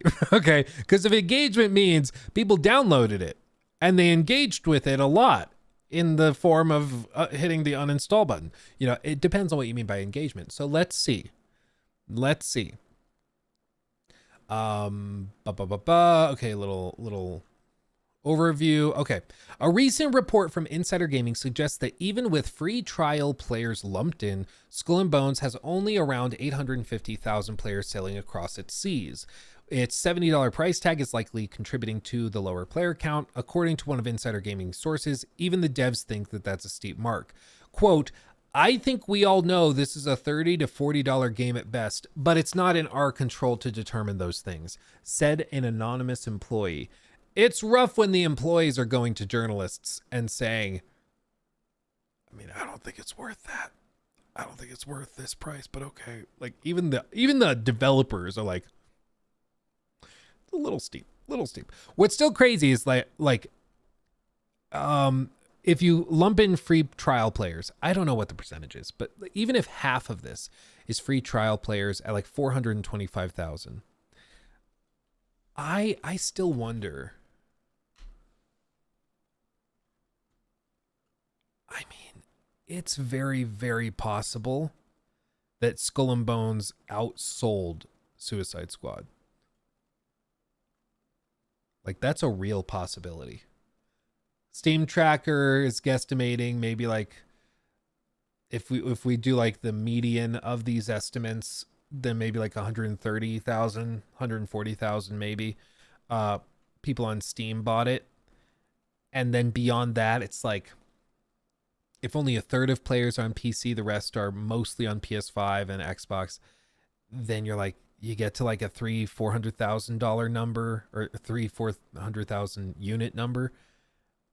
It's possible that Skull and Bones outsold it. Like, it's very, very possible, which is just crazy. It's mad. Anyway, but they go on to describe this. What's more, we've seen Skull and Bones also starting to tumble down Xbox gameplay chart. Skull and Bones debuted on the chart at 30, but by the start of the week, it had dropped to 37th. Still better than I would have thought, but okay. I think Xbox specifically is a tough place to look because Xbox has a very well-regarded pirate game available to people. And I guess now PlayStation, did they already launch? I think they did Skull and Bones or Sea of Thieves on PlayStation 5. I think they did that last week. So I guess technically PlayStation 5 also does now, but Xbox's community is very well aware of Sea of Thieves, whereas the PS5 community might not be. So I could see Skull and Bones doing way better on PlayStation than on Xbox, but still. With this, a reason for Skull and Bones leaking players could be down to limited amount of endgame activities. So now that Season 1 Raging Tides, it's available for free, it could plug that hole. Raging Tides also introduced a new world event called Tides of Terror, which sees you take on the pirate lord Philippe Lepeste, Fleet of Pestilence, before eventually facing the pirate lord himself at his port of Blighted Bastion. Alongside Raging Tides, the season also introduces elite warships from some of the mega corporations as new world events, fresh bounties, and a host of leaderboard rewards filled with gameplay items and cosmetics. I've played all of that stuff, and it, to me, is the most piratey part of the game. But that's not telling you a whole lot because the first chunk of the game is you just sailing around and collecting stuff. So doesn't make a lot of sense. Who gives a ship a stamina bar? Yeah, it's supposed to represent the stamina of the crew. That's the idea, is it's like, hey, you like if you push your crew too hard, they grow weak and then your ship is not able to maintain speed or whatever else. My first problem is like, that's not really how boats work. Once you set the sails and the wind takes it, you're kind of set. Like if they were rowing, I would get that, but they're not. So I think it could have been an interesting mechanic if they had done it where like you can expedite the loading of cannonballs and stuff in combat by draining the crew stamina. At least that would kind of make sense in the game's world and lore, but it just doesn't really make sense as it is. It's like a ship that has stamina and goes way too fast, honestly. Let's see. But with all of this, the actual description, where is it?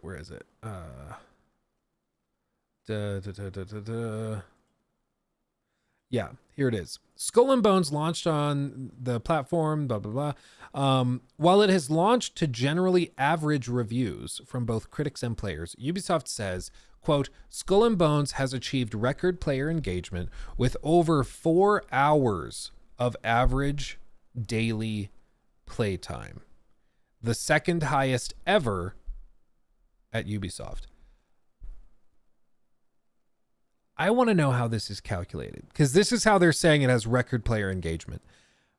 To me, this sounds like they probably look at the days players played the game. So if you played the game one day, they just are looking at one day and they average, which is basically just the sum total of how many hours you played that day. If you play 2 days, they take the average of the 2 days. If you play it a week, they take the average of the week. But how that would get skewed is because a lot of people are just playing with the free demo or free trial, which is like 7 hours, I think, of the game. So if you look at it like that, like, yeah, all the people who are interested are trying it, playing it probably for an evening, putting in 4 hours on average. Some people are going less, maybe 2 hours. Other people are putting in the full 7, but they play it on one day for the full trial time. It averages out to about 4 hours, and that's the average play time or daily play time. They only played one day, but the average was 4 hours.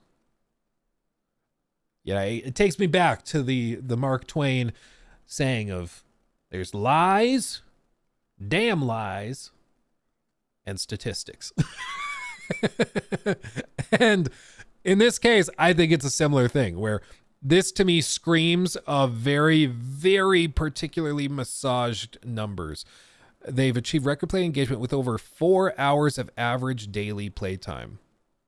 Like if you take a player who tried the game on launch day for 7 hours during the free trial and then didn't touch it again, and then you compare that to, you know, do you factor in the next 6 days in the first week and say he played 0 days or 0 hours on average on those days? No, they're saying on the days they play, they average 4 hours of playtime.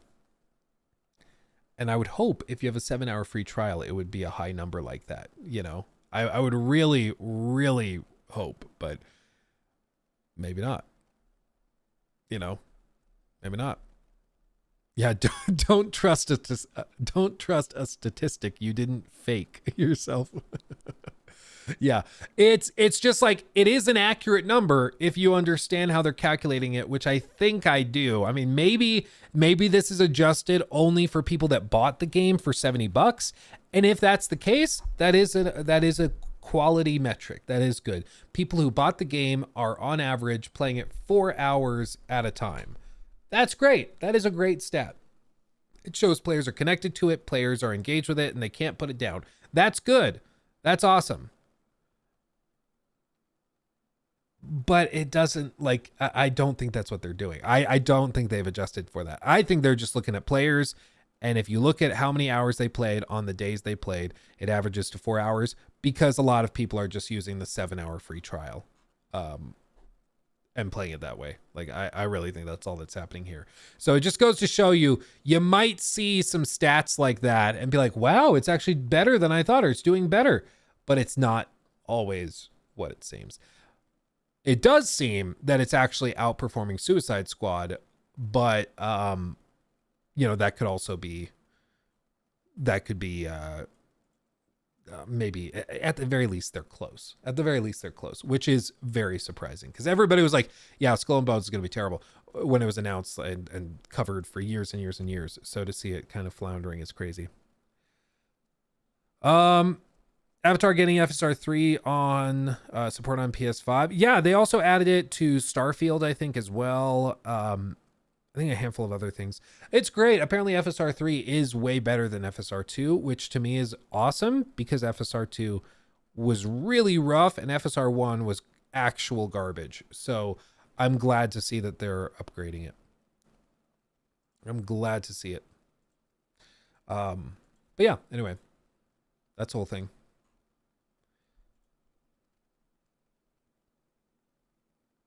Is it really hard to outperform Suicide Squad? I mean, it's genuinely shocked, I think, everybody at just how big of a flop it's become. I thought it was gonna, I mean, even my idea of a flop, I was still saying like 34,000 peak on PC. I thought it was gonna beat Gotham Knights at the very least, and they have not managed to do that. It's crazy. It's crazy. Like it's such a flop. It's baffling. Speaking of things that are baffling, do we have any people in here in chat that are fans of the one and only Borderlands? Do we have any Borderlands fans? Where are we at again? Below 5. I think we're at 514. 519. Sorry. 519. Where's Helldivers right now? Oh, baby. Oh, baby. The reviews are climbing too. Look at that steady pace. Oh, wow. Love it. Boomerlands. Ooh, me sort of. Interesting. Me. Okay, cool. Well, Gearbox, the developers, are apparently very close to being sold off by Embracer. Remember Embracer? Remember Embracer? We were just talking about him. It's madness. So CEO Randy Pitchford told employees a decision has been made. That's all he said. Very, very coy. Very coy. He didn't like confirm anything. He said, it's always, we're thrilled to share whenever we have projects to announce or news to share as we work hard towards our mission to entertain the world. Blah, blah, blah. Same old. But basically, what's been going on is that Embracer has been trying desperately to find somebody to sell them to because they just can't hold on to them. And I think Borderlands 3 did okay. I don't think it was the smash hit they were hoping for. So they're looking to offload them as well. And they've been shopping them around evidently for a while, which is interesting. Reuters first reported back in September that Embracer was considering selling off Gearbox, with sources claiming that third parties had expressed interest in buying it. Later that month, Take-Two Interactive CEO Strauss Zelnick refused to be drawn on whether it would be interested in acquiring Gearbox, given its long-term publishing deal with Gearbox and the Borderlands franchise and other titles. Which absolutely is the case. He said, quote, "We've had a long-term relationship with Gearbox, of which we're very proud. They're a wonderful company, and they've delivered for us, not just Borderlands, but also Tiny Tina's Wonderlands and other titles, and I've no doubt they'll continue to be successful in the future. We're thrilled to have a long-term publishing relationship on these titles. That publishing relationship exists without regard to the ultimate owner of Gearbox, but with regard to our potential interest, we don't tend to speculate on potential transactions." I mean, to me, it seems like he's couching it that we probably are not going to buy them, but we hope to still publish games, even if somebody else owns them. But apparently they are close. Very, very close. Kotaku claims that the decision has been made to sell Gearbox to another company and the deal is being finalized. And when they talked to Pitchford about it, he told Kotaku, "I'm delighted that we might be up. What we might be up to is interesting enough for people that you want to make a story about us for the readers," but they didn't want to share anything. So they're apparently selling them to somebody. Take-Two probably makes the most sense since they've published pretty much everything they've done in the last however many years, but they might go to somebody else totally out of left field. It might be a private investor, because Saber Interactive apparently is being sold to a private group of investors. So whether that's like being sold to a Mark Zuckerberg or if it's being sold to a private investment fund or something, who knows. But with Borderlands, it seems like they've found somebody to buy it and they're just finalizing it before they announce it. I think if it was somebody big like Microsoft, we probably would have heard of it. I mean, I think for Microsoft, if they could buy it up, that would be a strong get. I think that would be like, oh, another fantastic acquisition. But they might not want to juggle that hot potato while they're still figuring out Activision Blizzard, you know. I wonder how much Gearbox would be to buy. I don't know. I really am not sure. I genuinely don't know how well the Borderlands franchises have been doing. Like, it's a valuable franchise, but I think it's a franchise. They don't really have much else, you know. Like, what else are they bringing to the table? Tiny Tina's Wonderland, that's a thing. Like, they've done some other stuff that's a little smaller, but I don't see them as a huge acquisition. also don't know how many employees they have. That's another part of it. Surprised Tencent isn't buying everything. They're investing in everything, basically. They'll throw in some money to get a little slice of the pie, but they haven't really wanted to buy a lot of places out. Like even the ownership, the parent company that owns From Software, they bought a share of that company, but they didn't like buy out the company. They didn't try to do that. They just bought a little sliver of it. And so I think Tencent, it's their goal is to just have a hand on everything, to have a pot with a little bit of something all over the stove. So no matter where the heat pops up, they're making a little bit of something.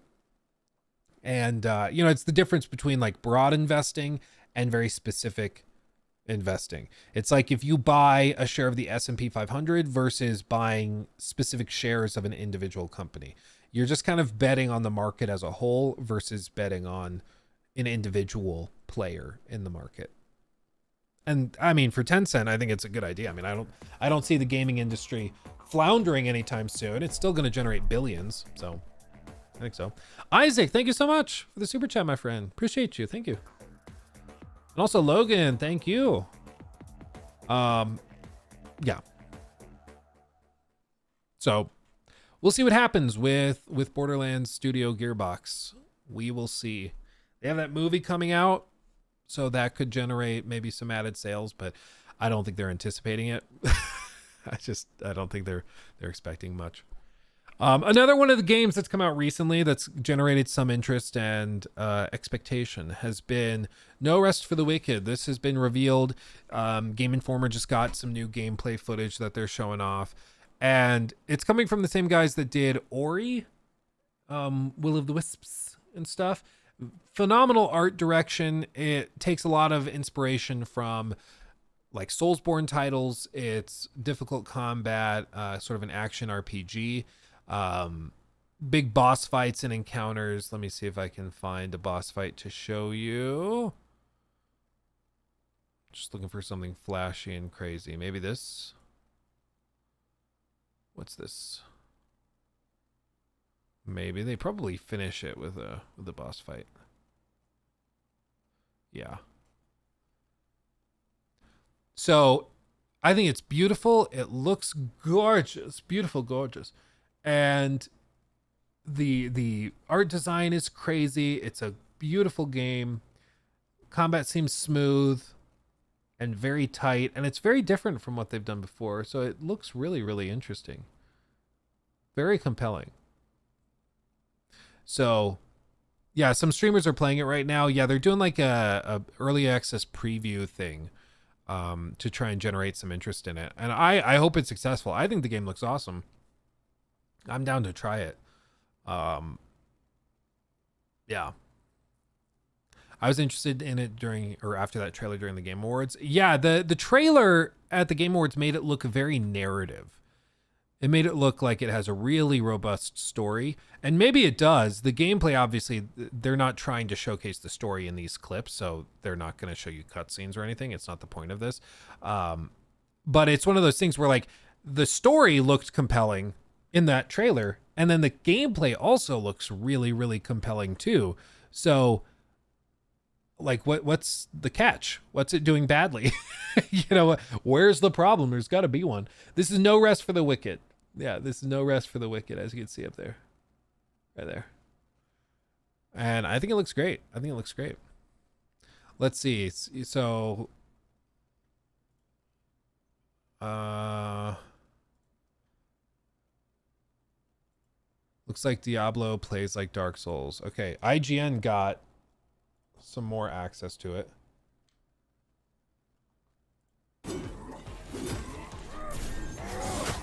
I've played both Ori games. I survived the Water Tower in Blind Forest. So I knew that even though developer Moon Studios was changing genres for its next game, No Rest for the Wicked, I shouldn't expect to breeze through it. Do you guys hear like a crackling? Is that just my headphones? Are they dying? Is that just me? It might just be me. Let me know if I'm going crazy. You hear a crackling too? Is it just the video? That's weird. I think I heard crack. I'll keep playing it. We'll see if you hear it. Maybe it's in the video. I don't know. Isaac, thank you also for another super chat. Appreciate you. Blind Forest. So I knew that even though developer Moon Studios was Yeah, is anybody mentioning it? Like static, isometric, released. Am I just losing my mind? Video crackling sound fire. It's a crackle in the vid. Okay. changing genres for its next game, No Rest for the Wicked, I shouldn't expect to breeze through it. And Damn, sure enough, Luke's ready for the retirement home already. Yeah. I swear I hear crackling. It's everywhere. after playing the first 90 minutes of an early build culminating in a punishing boss fight, I had to earn every piece of new gear, every bit of loot, and every inch of progress. No Rest for the Wicked is beautiful, it is challenging, and it is rewarding. You are not a walking death machine here like in Diablo. Instead, your enemies are the walking death machines, and you'll need to learn how to survive them. It is so funny. You guys were saying, you guys are saying turn on streamer voice. Yeah, he does kind of have that. Today we're playing No Rest for the Wicked, and it plays like a video game, pressing buttons, rolling and slashing. It's good fun for the whole family, but we're gonna find out more in this video. Subscribe to like the video. I can't stand it. It drives me crazy. It's like that one guy, I think he's an IGN reviewer, where every single review is and he has like the exact same rhythm every sentence that he reads in every script of every video he's ever done with IGN. And it is ridiculous. Once you've heard it, you can never unhear it because he does it every single time. It's hilarious. As we'd already been told by As we've already been told, I swear, like, do they not have a microphone they can get up close to? It's so funny because, like, if I were to try to do that, I think I'd have to, like, back up here and just shout. Hey, guys, today we're playing No Rest for the Wicked, and it's gonna be a really good time. I don't think you can even say it right there. It's so funny. It's so funny. Everybody does this. Moon Studios in our recent IGN First exclusive coverage, No Rest for the Wicked isn't a high-speed And once again, their footage is just so crappy. I swear, I'm very close to just not watching any IGN stuff anymore just because their production value has plummeted. Everybody on their team is doing like low bit rate 1080p for everything. Even their reviews, and it makes everything look really bad. It's crazy. slaughterfest like Diablo 4. Now Instead, that's a wrap. It's much closer to Dark Souls. You'll need to time your attacks, parries, dodge rolls, and enemy engagements just right in order to survive each fight. But I'm getting ahead of myself. After enjoying the opening cutscene and rolling your character, you'll wash ashore and immediately notice Wicked's beautiful painterly art style. I find their It has a forearms like family really resemblance distressing to though. Ori, visually speaking, Gives me but an it's ick. much bleaker. Where Ori was vibrant, Wicked is sullen. This isn't a complaint though. Yeah, Its I love it. beachside starting location and constant rain and windswept foliage make it feel like a pirate story that's gone terribly Oh wrong. man, the crackling is crazy, dude. How did nobody else notice this? Like crackling, static, noise. How is nobody in the comment section talking about it? It's like driving me crazy. It's driving me crazy. I feel like I'm losing my mind. Isaac Monteleone donated $4.99 through Super Chat. Have you heard of Lost Soulicide and what are your thoughts on it? Cause I was interested, but now the PlayStation stuff is happening. Lost Soulicide. Let me pull it up here. I think so. It's an upcoming action RPG made by a Chinese developer. Actually, no, I don't think I've seen this one. I'll pull up the gameplay in another tab. I can look at it after this. But no, I have not seen that yet. Interesting. It's a good problem to have, though. We have so many crazy games coming out that, like, there are some that I just haven't heard of yet. It's always exciting. Love it. But yeah, thank you for the 5. I'll dig into it. I'll look into it. I have it pulled up in this tab, so I'll check it out.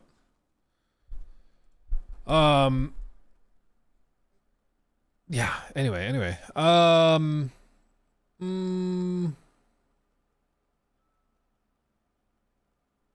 It's pretty bad. Yeah, I don't know. It just drives me because, like, it used to be that YouTubers were the ones that had the low production value and would make those mistakes, but it was okay because they're YouTubers and they're just a guy, right? But for like IGN, a huge company that has tons of resources, for them to have really poor production quality and like, I don't know how this got uploaded. Like, how did they review this and then put it up with that terrible static? I just don't understand. Unless it's something that's happening through my end. I don't want to be like a dick blaming IGN. Is there another video?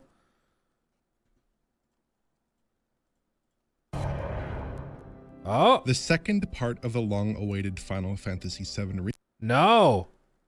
I'm the problem. It's me.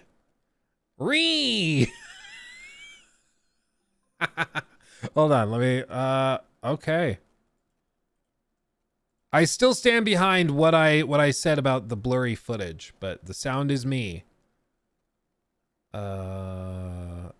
Sounds mixer. What if I cap the volume? Is that the play? What if I cap the volume? How's this? remake trilogy is finally here. Nope, there still is static. I don't know, man. That's weird. Why would it be doing that? Why would it have static at unless what I could do is I put this out through the system output, which is the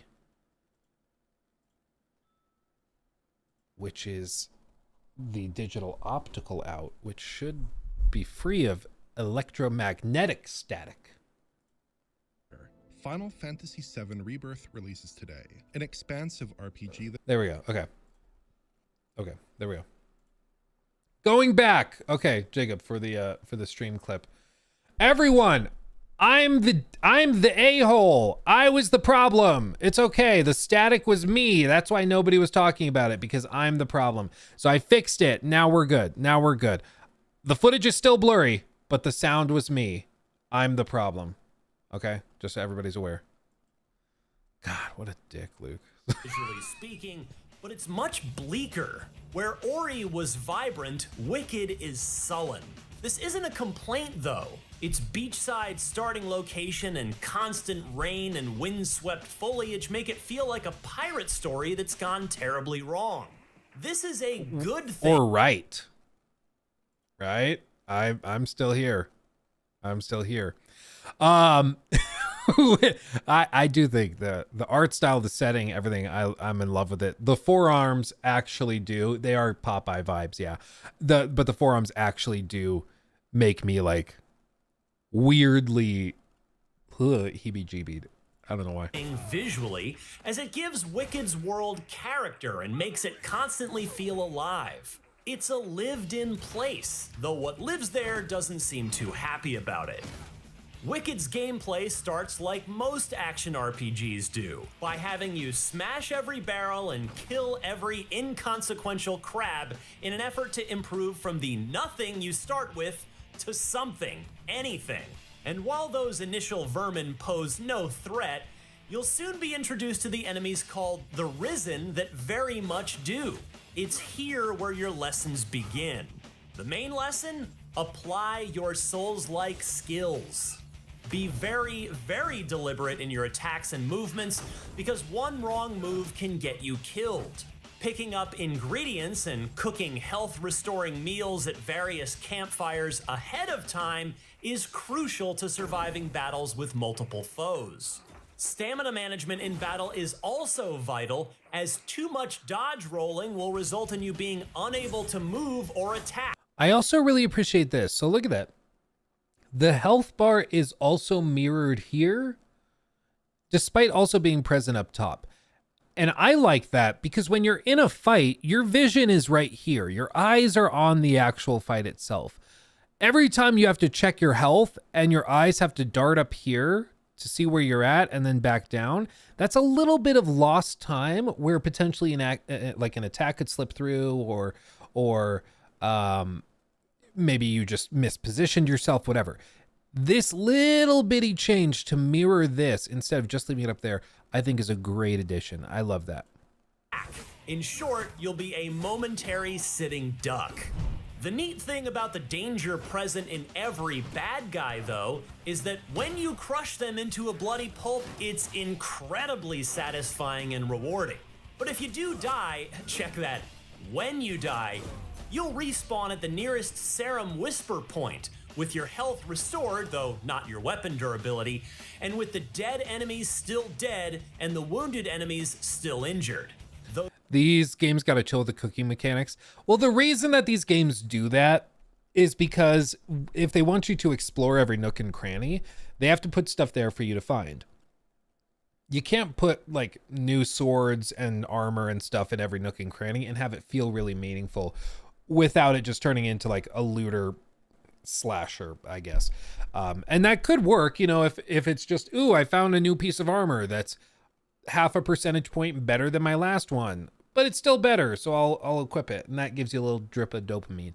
That's how like games like Diablo work, but that's not really what they're going for here. Instead, they're like, how can we encourage players to look in every nook and cranny? Well, let's put some different materials or cooking items there that you use for cooking potions, meals that might give you static buffs and stuff. And that's how they do it. For the hardcore people, they can just totally bypass it, just go into combat without any extra items and raw dog it. More power to you. I can see how it could get tedious because some players just want to be able to go through the game. Even games like Dark Souls or Bloodborne or Elden Ring, even Sekiro, those games have systems at play where there are multiple layers of depth if you want it. But if you want to just go straight fight enemies and you know, when you die and your Estus flask refills, you can just try again. Bloodborne, I'd say, is the outlier because you have to go and basically farm the blood vials for healing. You get a lot of them just by playing the game, but if you're really struggling on a boss, you might run out and have to go farm some, which always sucks. And beyond that, they also have a lot of materials and items you can use that make certain boss fights trivial. The example I've used a ton is the strategy for speedrunning the Blood-Starved Beast with the Punch and Blood cocktail that aggroes him, and then the Beast Blood pellets and the fire paper. It just turns the fight into a nothing burger. Like it takes 20 seconds and he's dead without you taking a single hit. And that's something where, like, if you wanted to go and seek those things out, those different tools, potions, materials, whatever, you could do that by looking at every nook and cranny in the world. Or if you want to just go in there and slash, dodge, parry, that type of thing, you can do that too. I don't know how they're balancing it with this. If they're like, no, you need the cooking to get through the game, so you better be looking everywhere and you better be cooking stuff. I don't know if they're balancing it like that or if they're going a little bit more free with it. Time will tell. But I do agree that cooking is one of those systems that a lot of games are trying to implement, and a lot of them aren't doing it very well. My big frustration with Avatar Frontiers of Pandora was that when I asked the game director at that preview event, I asked the head of gameplay, what is like the gameplay system you think is not being given a fair shot or is going to be like key to people enjoying this game?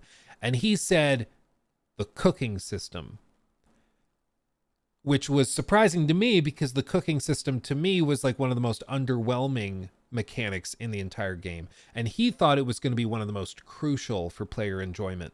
And it's because the rewards for cooking were pretty lackluster and underwhelming. It's like, ooh, you can move 25% faster now. And it just wasn't that significant. It wasn't like popping one of those, whatever, embers in Dark Souls and all of a sudden you feel a significant improvement in power. It wasn't like that. It's like, I think I can tell a difference. I'm pretty sure, you know.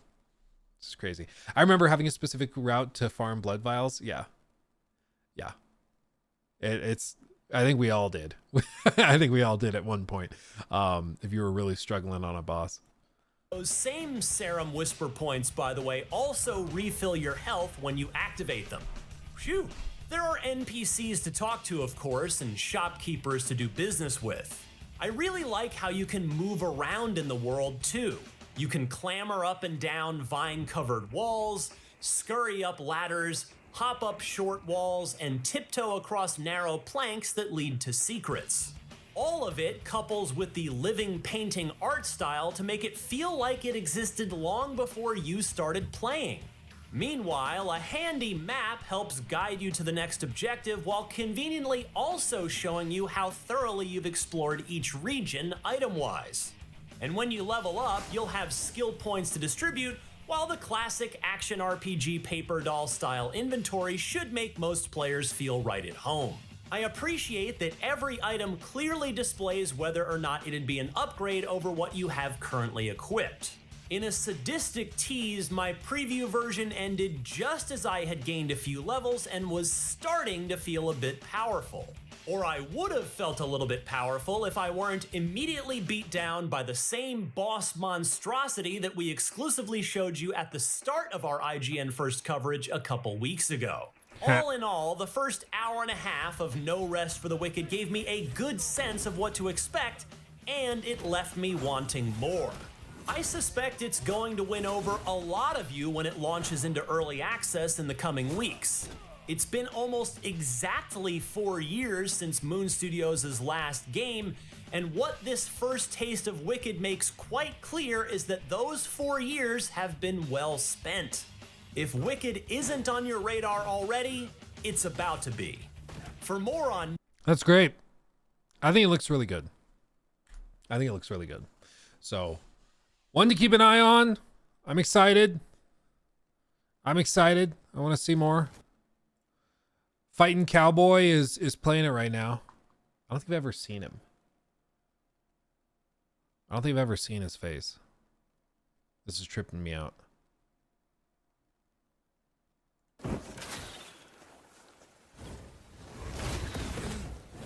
His live stream has way better quality than the IGN video. How does that make sense?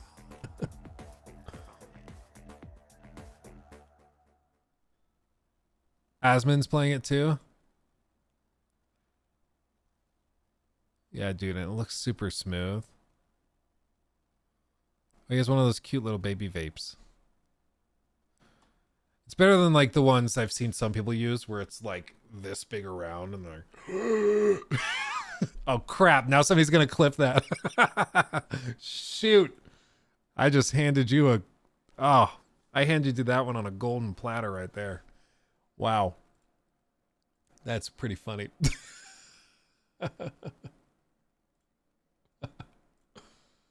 Oh man. Okay, anyway, move on past that. When are you doing the podcast today with Jor? In 36 minutes, we're doing it. 36 minutes, yep. Everyone's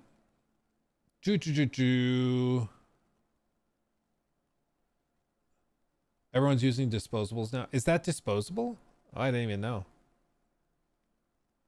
No. Yeah. I didn't even know that those were disposable. I don't vape. Never really have. So I've only ever seen other people use it. I know it can get a hook on people. We were on vacation one time and somebody that went on vacation with us walked like 6 miles each way to go and get more like vape juice or whatever you call it, which is like, and it was in like the middle of the night. Like we were able to encourage them to wait until morning, which was a bit of a stretch, but like they walked miles and miles and miles to go and get refills because they were losing it. Like they were freaking out. I think they were using the nicotine one. So like it was just like any other nicotine addiction, when you start to run low, you just start to freak out, and that was them. You know, those disposables are scary. I don't know. Are they just really potent, or is it just that I don't know how long they would last? They could be considered disposable. I don't know. By the way, didn't Tencent and Sony help get From Software the Elden Ring IP from Bandai Namco, or is that not like that? I never heard anything about them helping. Tencent and Sony invested in the parent company that owns From Software, so they effectively own about 30% of it between the two companies. So they're now shareholders in the parent company, but I don't think they had anything to do with the acquisition of the rights. I stopped smoking for a week when I was in the hospital. It was terrible. Oh, dude, that's like a double whammy. It's like Nikki and I have been watching Survivor a lot. We watched a season maybe a few months ago that was relatively early on in the show. And it was this guy, I think his name was Shane.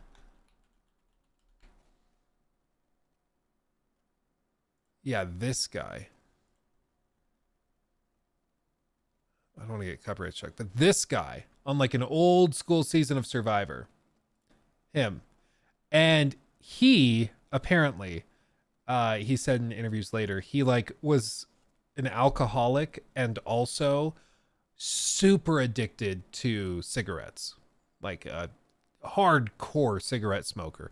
So he smoked like 2 packs or something the day before starting the show because he was so anxious about it.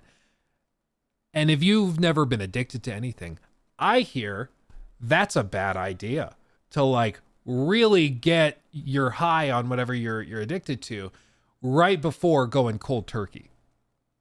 And so he crashed hard. So for the first few days of the show, he is like a lunatic. He's lost his mind. It made for really good television, but which is why like 20 years after his season, people are still talking about it. But yeah, he like lost his mind. Other fun little thing, I saw an interview they did with him after the fact, and he said on his season that they were doing this, he was on the beach one day and on the shore washed up like a key of cocaine. Because I forget where they were at the time, or Panama, I guess. So they were in Panama, and a key wrapped in like plastic wrap and everything of cocaine with cartel markings on it washed up onto their beach. And he, this tells you what kind of player he was. He wanted to hide it and then use it before challenges for an advantage.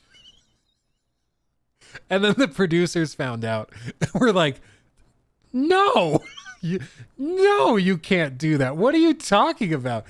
But like his impulse, what he wanted to do was to like bury it in the camp and then use it, like, I guess, snort a line or a few before challenges. And everybody's like, wow, Shane's really energetic today, because he's just like, oh, let's go. But I mean, I guess that type of thing does happen on the show from time to time, where they just have something wacky like that happen because they're out in the middle of nowhere, and that's just, what do you even do? Like that key, I don't know how much a key of cocaine costs, but like 2004, like it probably tens of thousands of dollars, I would guess. Like I would guess, but yeah, I don't know. George Masvidal. I don't think I've seen his season yet. I do know him. I've seen some of his fights, but yeah, I don't think I've seen his season. Guess. Yeah, sure. Yeah, I don't know. Like I've told you guys before, I know somebody that was on Survivor, and she has some funny stories from it. She doesn't like talking about it for various reasons, but it sounds like a very difficult experience where literally for like a month and a half, pretty close to a month and a half, for 40 days, you are in the middle of nowhere, starving to death, and then cameras are following you around 24/7 while you're also stressed about like a social game and everything. It sounds like a very difficult thing, but very fun. Yeah, new season started on Wednesday. Yeah, it did. It did. Nikki and I are in the middle of a season right now, and then we might start watching the new season because I haven't watched a season that's happening in real time since I was a kid. We've just been watching reruns from like the late 2000s, early 2010s because we've never seen them. I've never seen them. How well did she do? Let me preface this. I love her to death. She is one of the funniest and sweetest people I've ever met. I freaking love her. But she is listed on multiple lists of the top 10 like worst players of all time. I think her problem, I think it was a mixture of poor editing and a lot of miscommunications within the camp. I think there were many things going on. The problem with the show, with that season, is that it was not really clear what the deal was, like what exactly happened, but it basically started a whole scandal, and it was a whole thing. So she didn't do super great, but she's still like a fan favorite. Fans know her and love her. But yeah, she was on a season that a lot of people consider to be one of the worst seasons of all time. Which is unfortunate, but it just is what it is. Yeah, Survivor Panama being iconic for 12 minutes. People do like this season because it was just wacky, but people hated the winner of this season. They thought the winner of Survivor Panama didn't deserve to win it. Oh yeah, Philip, he's classic. He's an icon. Boston Rob is also iconic. Yeah. Jeff Probst's worst Survivor moments. Jeff is an all-around amazing host and guy. And while What's this one? After milking over Jenna's right decision to quit, he took the brunt of Sue's wrath after he treated Rich's actions against Sue as no big deal. Oh, baby! You're ain't right no more. Want some? Good job. Yeah, right. Some, honey. Oh my God. Guys, come on. Nobody cares about that stuff. Yeah, we don't, Richard. Before. Oh my God. I've not seen that season. I would have remembered that. There are some like very creepy guys that end up on the show sometimes. That's season 1. Oh, well, there you go. I just inhaled my own throat. There was that one season, like the season that this friend of mine was on, was it also had somebody that was really hated win. And it was because like they did the family visit where they bring in like the family you haven't seen for a month. They bring in like your wife and your maybe your brother or your sister or somebody that you love dearly.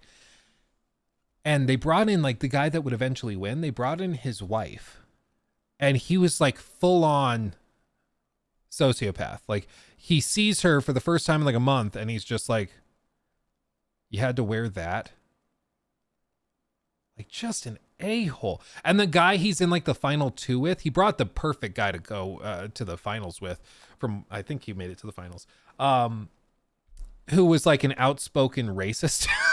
He's like, no, I'll be real, I just don't really trust people that look like you and stuff. But they kind of edited it out for the first half of the season, so you didn't realize how horrible this guy was to like the 3 people of color on his team, on his tribe, until towards the end of the season, they start showing a week or like the for the last week of gameplay, basically, they start showing what he was actually like, and you're like, oh my god, I hate this guy. And I think it's because they were editing the season together, and they were like, we got to find a way for viewers to root for the guy that will win it. And they couldn't really make him likable, so they just made everybody else more hated, and it just was a mess. Anyone remember the episode of Fear Factor where Joe had to wrestle one of the contestants? Yeah. Rogan Fear Factor fight. It's the most common thing. Yeah, this guy. Oh, but he is called strategy. He's yelling at you. You can't run up to him and hit him. In previous shows, I've upset a few people. I've ruffled a few feathers, reality if you will. TV man. Victoria He was also on Survivor, I might think. have been the most agitated I've ever made anyone. I mean, she Oh, punched me I'm a as hard as professional streamer. God, I'm sorry. she could. I mean, she held nothing back and knocked me backwards.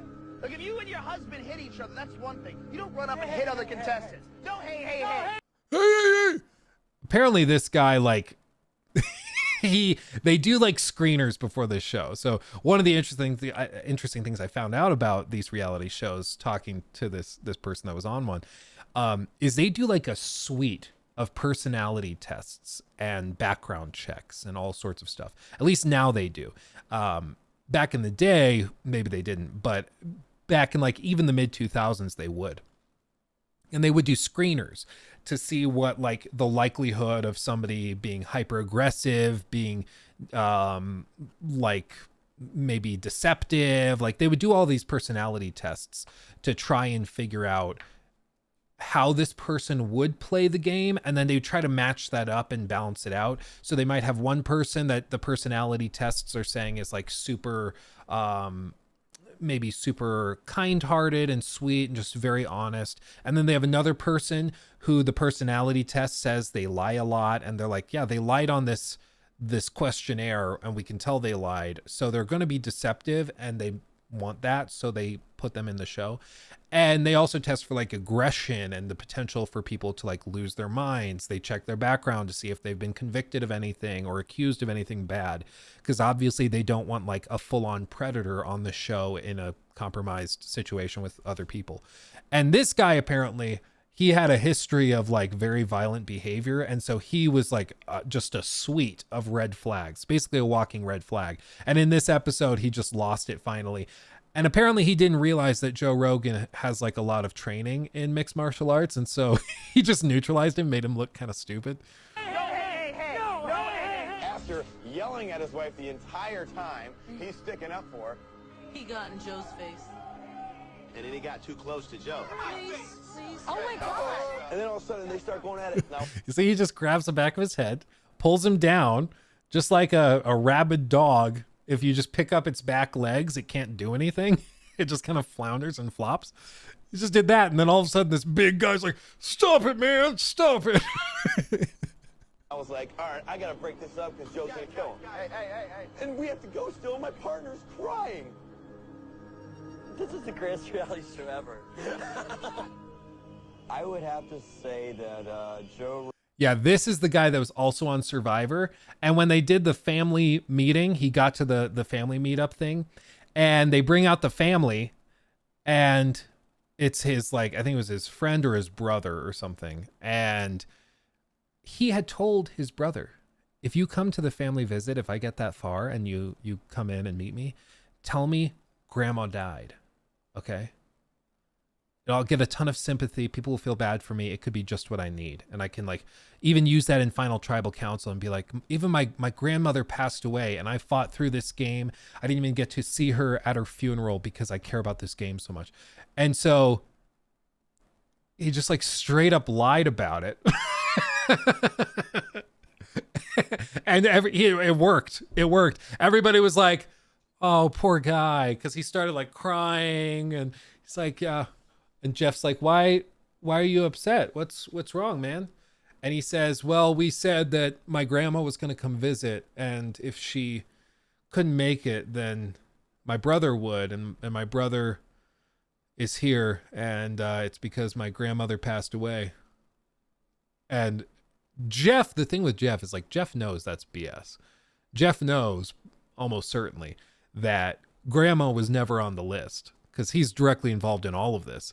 So Jeff's like, I'm very sorry to hear that. Very sorry to hear. But he knows he's full of it. But the tribe didn't. And so everybody in the tribe is like, oh no. And everybody's hugging him. And he was about to be voted out. Didn't get voted out that night because everybody felt bad for him. So it worked, but it was all just totally made up. And so that is an iconic move that somebody pulled. And it is just delicious. Just delicious. Anyway. Jeff's just letting it ride is amazing. Or Jeff just letting it ride is amazing. He knew peak television when he saw it. Yeah, I mean, and that's part of it is that they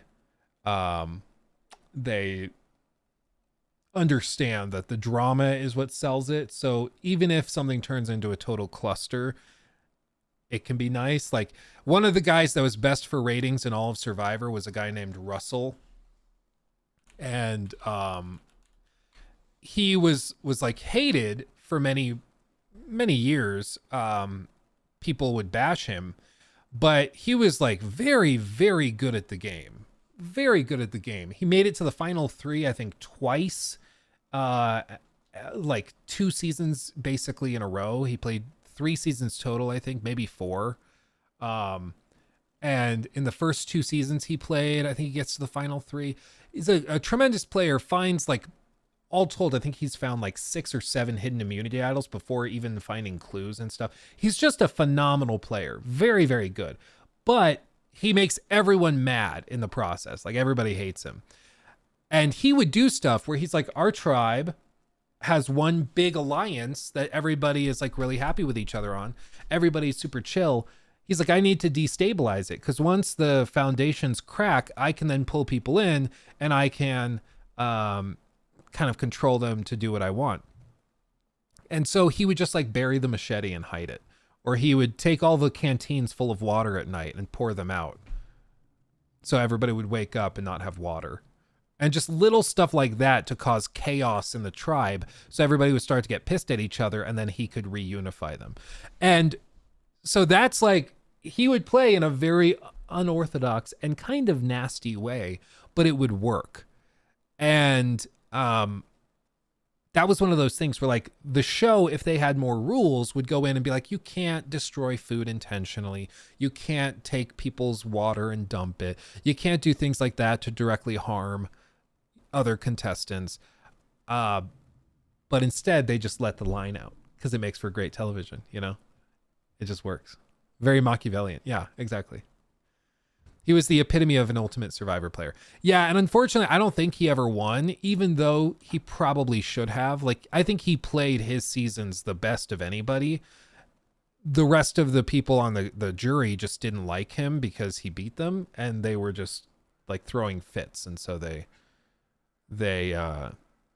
voted for the people that clearly should not have won, unfortunately.